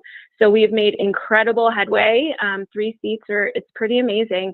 We haven't been able to really move the conservatives and Republicans forward in the House for quite a while. And so picking up 3 seats is going to be very instrumental in putting our agenda forward. The other thing that's going to be really important, I know we talked about this before, is that, there's a $1 billion deficit that the Joint Budget Committee is going to have to grapple with. But I think that's a great opportunity for us to really talk about the proper role of government, what should be funded in the budget, what the people of Colorado really need to be funded, and start defunding things that really don't follow the proper role of government. So I'm excited. Not a lot of people are excited about budget, but I am personally excited to have those conversations. And I know very many members of our caucus are as well. Talking with Rose Pugliese, she's the House Minority Leader down at the Colorado State Capitol. Some of these votes in these 3 seats were really close. Give us a sense of those numbers. So our El Paso County, Colorado Springs race now, this is House District 16. Rebecca Kelty was our Republican candidate. She was up and ultimately won by 3 votes. Now, mind you, this district abuts my district, and I won by more than 60%. So pretty conservative area, military veterans. We have a lot of work to do across the state, but 3 votes. So if you think your vote doesn't matter, if you think it's not worth casting that vote, ask Rebecca Kelty what 3 votes means. And who did she send packing? Because Kelty is great. We're glad to have a Republican in that seat, but this wasn't kind of just like a quiet little Democrat. No, Stephanie Vigil was the Democrat in that seat, and I would say pretty progressive for El Paso County and Colorado Springs. But Rebecca Kelty only won by 3 votes. So not only does your vote count, but we have to continue to work to make sure we are talking to people in that district and really telling them our values and how we can move Colorado forward as Republicans. So it's been a tough few years for Republicans in Colorado. I've been working here. I grew up in Colorado, born and raised native, but really came back to start working in politics in 2012. We had a nice year in 2014, but it just feels like it's been a steady step downwards. Do you feel like we've turned a corner? Do you think that with all the bad decisions happening in Denver, Colorado, throughout our state, with total progressive control, that voters are starting to wake up? Do you get that sense, or do you think we're becoming this island of blue and it's just going to get more and more progressive? So I think we're trending in the right direction. As you said, since 2014, we haven't really made significant gains and have been losing seats. So gaining seats is really important. Gaining 3 seats to end the supermajority is incredibly important. And I do think people are definitely paying attention. And I bring it back to the defeat of Proposition HH and, people really wanting to protect the Taxpayer Bill of Rights. And that's really kind of launched us into some momentum. And so I'm really excited that we are starting to shift a little bit more to the middle. I mean, we still have a ways to go as Republicans in Colorado, but I think continuing to have those conversations are really important. But I know I have said this to you all before and to your listeners, and will continue to say, when conservatives unite, we win every single time. And so what we really need to do as conservatives is continue to unite, bring these messages forward to the people, and continue to engage our fantastic grassroots network. Rose Pugliese, the House Whip, is joining us right now. Jeff, House Majority. Sorry. Or Minority Leader. Minority House Leader. Minority. Yeah, I was busy. We're not doing something elected else. officials No. here, so no, we we're don't not. know. So House Thank Minority God. Leader. Yeah, so she's Minority Leader. The people that's But what I want to know, Rose, is talking about affordability. What do you think that now that you have 22 voices down there, what do you think you're going to be able to claw back, change, or what kind of a change in direction do you think you can push from the Democrats? Now, we know the last couple of sessions, we'd had things that lean much more in the liberal direction as far as where we're going to build housing, build close, these micro communities, looking at the proposition of building all sorts of clustered houses right off of I-25, things that we don't seem to have a lot of demand for per se. What I'm looking for is what are the plans for your caucus to push back to make things affordable and to claw back some of the dumber ideas from the Democrats? What I think is really important, a lot of people ask, what does it mean to end the supermajority? And what that means is they can't just refer constitutional amendments without a 2/3 vote in the House. And they will not have that 2/3. And that's incredibly important because as we talk about affordability, protecting the taxpayer bill of rights, which is something that is so important to Coloradans. We've seen it. We've seen it in elections. We've seen it in the policies that we are able to pass at the ballot. I think protecting the taxpayer bill of rights is going to be our number one priority. What I also think, as we talk about affordability, if you look at least where I would start, especially with $1 billion deficit, if you look at the programs that were started during COVID with federal money that is now going away, which is how we're getting to this budget deficit, if we start clawing back some of those programs, I think that would be a great way to start. But if you also look at our fees, how many fees? Fees on assisted living communities, because it's not hard enough for seniors to live in Colorado and they really want to stay here. And it's something we heard at the doors. Protecting the senior homestead exemption and making that portable so that, when the Democrats talk about we need more affordable and attainable housing, if we don't continue to help our seniors, we'll never be able to have the inventory that we need for growing families. So I think those are the conversations that we are going to have. But as we all know, 43 to 22, we still need to get bipartisan support for those ideas. So we are working and moving in the right direction. I think we're having the right conversations. We will continue to engage through our grassroots networks, the people throughout Colorado to hear the issues that are most important to them. But it's going to be a slow clawback. But I think a lot of good conversations, a lot of great opportunities this year. Talking to Rose Pugliese, House Minority Leader. She's done a great job. They've added 3 seats to the mighty 19. So now it's the mighty 22. They're going to be taking on the radical progressives, defending your constitutional rights down at the Colorado State Capitol. Final question here. I know you're very busy this morning. Who should we be watching out for? You look across your mighty 22. You're kind of the manager of the team. You're the captain of the ship. Who should our listeners be paying attention to? I've got some of my favorites. I think people like Stephanie Luck are fantastic, one of the smartest people I've ever met. But who on your side should we maybe be paying attention to that we want to know? Yes, I think Representative Luck is amazing. I think every single one of our caucus members brings something different and diverse to the table. I am really excited about every single one of them. They are ready to engage. They want to have tough conversation. It's like I asked her what her favorite child was. Exactly. Can't do it, Jeff. But I think we're going to be a great team. We came out of the last session unified. I think we're going to come into this session incredibly unified, and that's when we win. So I'm excited about this session and my caucus. So I get a lot of heat on this because I'm constantly there's a big effort to drag me into the Republican Civil War. Right? How dare you don't like Dave Williams as much as you should or hate Dave Williams as much as you should. And I'm just like, look, to your point, and you are proving it, Rose, which is what I love. We win when we unite. And so, can you critique? Absolutely. But I'm not going to get pulled into the Civil War. We have big issues to take on with the radical progressives down at the state capitol. And to Rose Pugliese's point, we win when we unite. Congratulations on your victory. We're going to be watching and look forward to hearing updates down from the Colorado State Capitol. Give them hell. Oh, great. Thank you so much. I appreciate it. All right. Thank you. House Minority Leader Rose Pugliese. Not so 3 bad. votes, dude. That is awesome.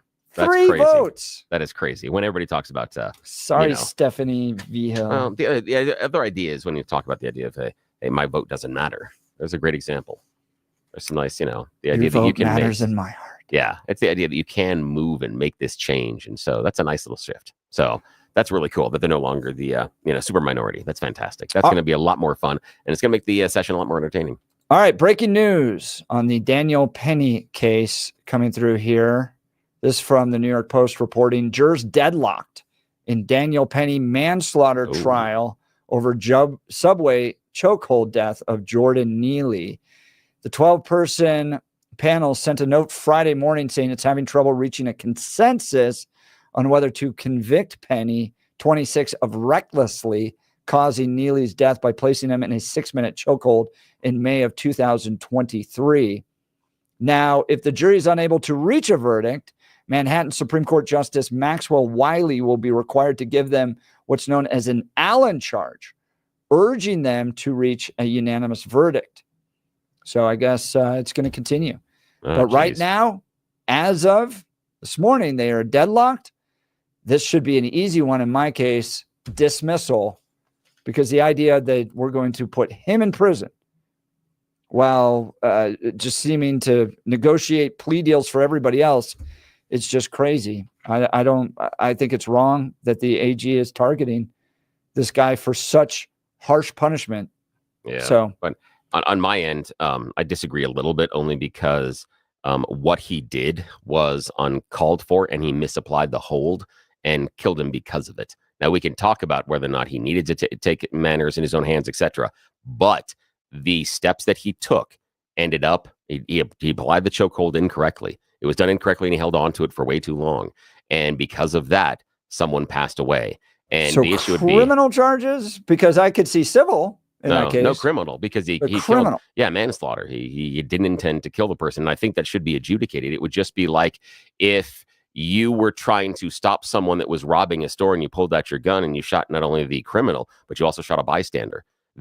You do have responsibility because you pulled the trigger in that instance. He pulled the trigger. He has responsibility for what is the result of his actions. And I think there is some responsibility there because he did it incorrectly, and the incorrect application of the chokehold led to the death. Yeah, and I disagree with that because it sends a chilling message to everybody else. Stay out, because if you don't do it correctly, you could find yourself in prison. All right. That seems fair.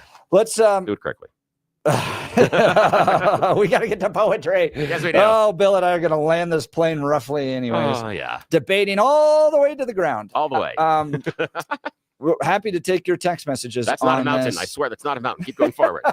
303-696-1971 is the phone line. Text message line from Dan Capos Law, 720-819-5115. Coming up, Jeff Hildebrandt, our 710 KNUS Poet Laureate. You're listening to The Jeff and Bill Show. This is Denver's Talk Leader, News Talk 710 KNUS.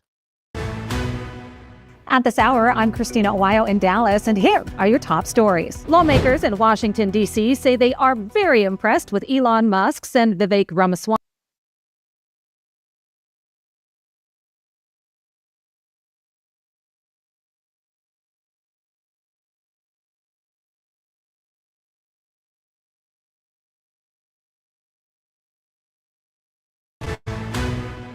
At this hour, I'm Christina Owayo in Dallas, and here are your top stories. Lawmakers in Washington, D.C. say they are very impressed with Elon Musk's and Vivek Ramaswamy's plans to cut costs after the pair made a trip to Capitol Hill to lay out their Dodge framework during meetings with Republican senators. A 60-page cost-cutting proposal was unveiled during the meetings as the two successful businessmen were tapped to head up President Donald Trump's Department of Government Efficiency and have plans to dismantle the federal government. Trump tapped the duo to come up with ways to trim down the size of government, cut needless government programs, and slash unneeded federal regulations, all part of Trump's agenda for a second term at the White House.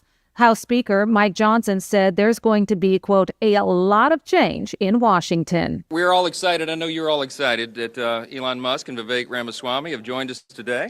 And let me be frank about this. Government is too big. It does too many things, and it does almost nothing well. And The taxpayers deserve better. The average rate on a 30-year mortgage in the U.S. eased again this week, slipping to its lowest level since late October. Mortgage buyer Freddie Mac said Thursday that the rate dropped to 6.69% from 6.81% last week. A year ago, the rate averaged 7.03%. The average rate on a 30-year mortgage has been mostly rising since sliding to a 2-year low of 6.08% in late September. In Dallas, Christina Owayo, Salem News Channel.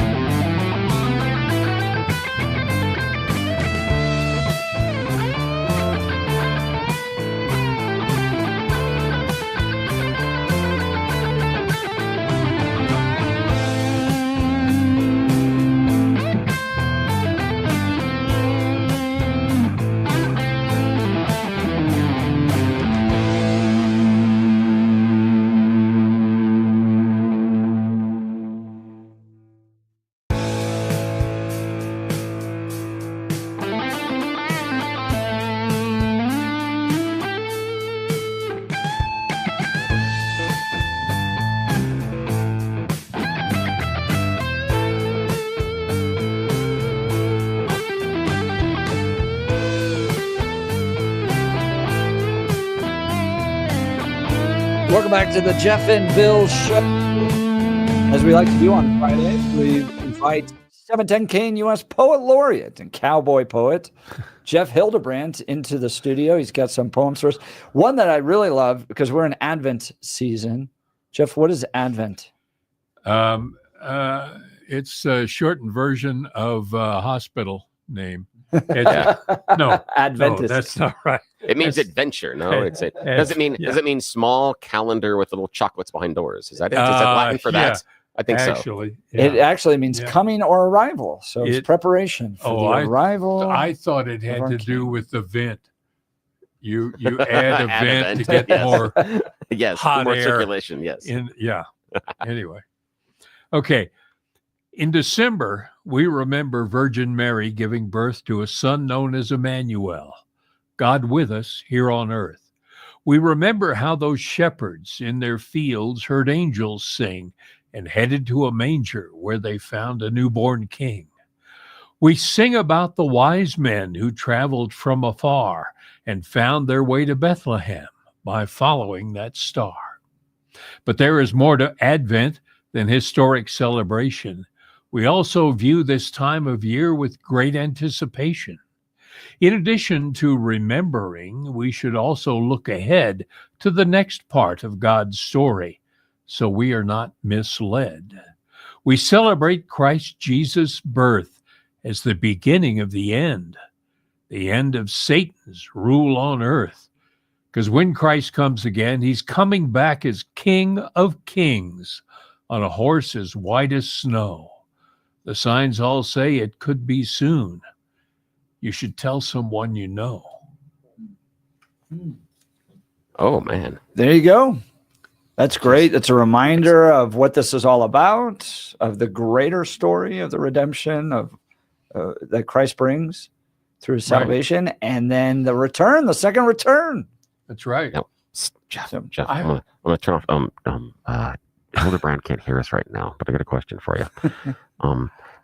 How do we follow when he brings those poems that have such weight to them and things? How do we follow that up? I mean, I'm sitting here going, dude, anything that I'm going to say after this is going to suck. What do I do?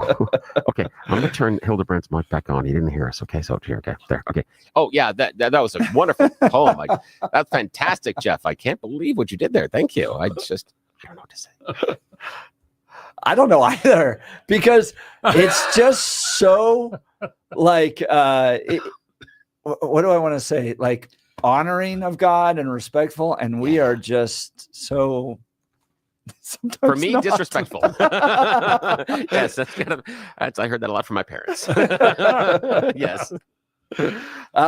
This other one I'm interested in, No Charge, about Burt Reynolds. Burt Reynolds. Okay, the title comes from a story that Burt Reynolds told me.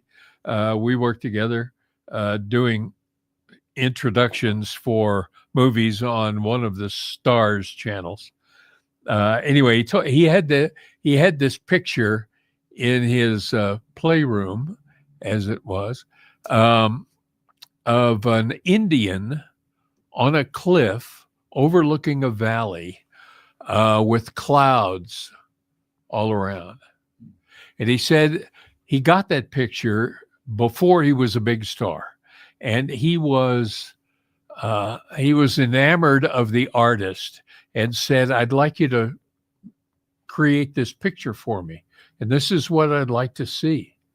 And so the artist painted the picture and gave it to him, and the title was "No Charge for the Clouds," and that's the title of the painting that was near his pool table across from the bar in his and the bar, by the way, that he had in his playroom in Florida was the original bar from the Long Branch in the series Gunsmoke. Just memories flooding back. Anyway, this has nothing to do with that, but other than the title. There's no charge for the sunshine or the moon and stars at night. No charge for the music that the wild birds make in flight. It's free to feel a summer breeze. It's free to watch the open seas. So many gifts from God above, so many ways to show his love. But the gift that ranks as number one is Jesus Christ, God's only Son, who freely died that we may be in heaven for eternity. So take some time to thank the Lord. That's one thing we can all afford. I love that perspective. And I think especially as you get older, you really do come to appreciate the fact that we don't live in a world of gray sunrises and sunsets. You get to enjoy the beauty of God's creation, of all the animals, of all the gifts. And then the ultimate gift, right? Salvation. Well, I tell you Death what, sting for those of gone. us who have gotten older, we still appreciate gray sunrises and gray sunsets. And all the animals, because some of them are delicious. Great. Yeah. It's true. Gray is the new brown. Yes. Well, we've got one more coming from Jeff Hildebrandt heading home. But first, you're listening to The Jeff and Bill Show. We are Denver's talk leader, News Talk 710 KNUS.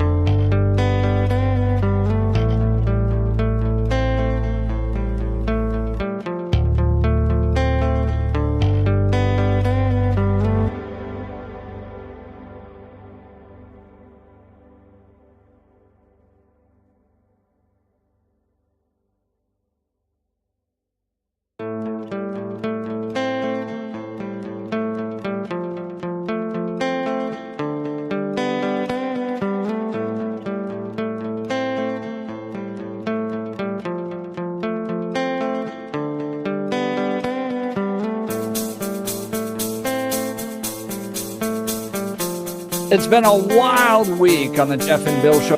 Any of it, you can always download the podcast at 710knus.com. We hosted Mark Baisley at the top of the show, talking about this other state senator, the Democrat one that's been banned from employing anybody because she's such a disaster. Yes. Should she still be in office? I don't know. Rory O'Neill joined us to talk about the updates on the UnitedHealthcare CEO assassination that took place. Only 6% of federal employees are actually working in office. That was a fun debate. And then Rose Pugliese joined us. She's the House Minority Leader. So fantastic conversations all at 710knus.com. As we wrap the week, as we like to do, Cowboy Poet. I love cowboy poetry. Jeff Hildebrandt joins us. He's got one more to take us out, titled Heading Home. All right. This is, for those who know poetry, this is called free verse poetry, which is appropriate working here. Oh, I'm sorry. It was too easy. Anyway, this is from a painting that I saw, and you just have to imagine it. If you're driving, don't. If you're at home, maybe you can close your eyes and just picture it. Bent blades in short grass, a trail to where they've been, to where the sun is going. Two riders heading home. Their shadows point the way to bunks, beef, and beans, as cotton ball clouds dapple distant granite windbreaks. Two riders heading home.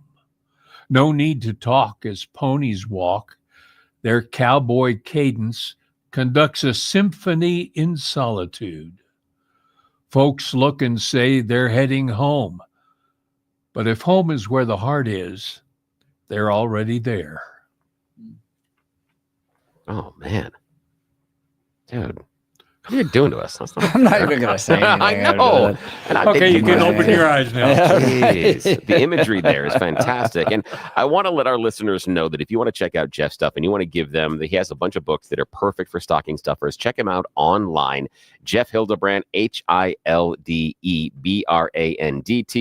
can look for Write-In for the Boss and the Brand. You can start there, and everything else is going to pop up, on their View from Pew number 2 and Gunsmoke Memories. So many cool books, and they're perfect to fit inside of stockings. They are. You can see them online on the Twitters and the YouTubes and the Rumbles and stuff right now. Jeff's got them in his hands. So those are wonderful stocking gifts. We know we're looking for those last-minute things that you're going to add for your Christmas list. This is an easy, very affordable gift that is going to keep giving throughout the year. So check it out online with Jeff Hildebrandt. Please. I appreciate that. Thank you very much.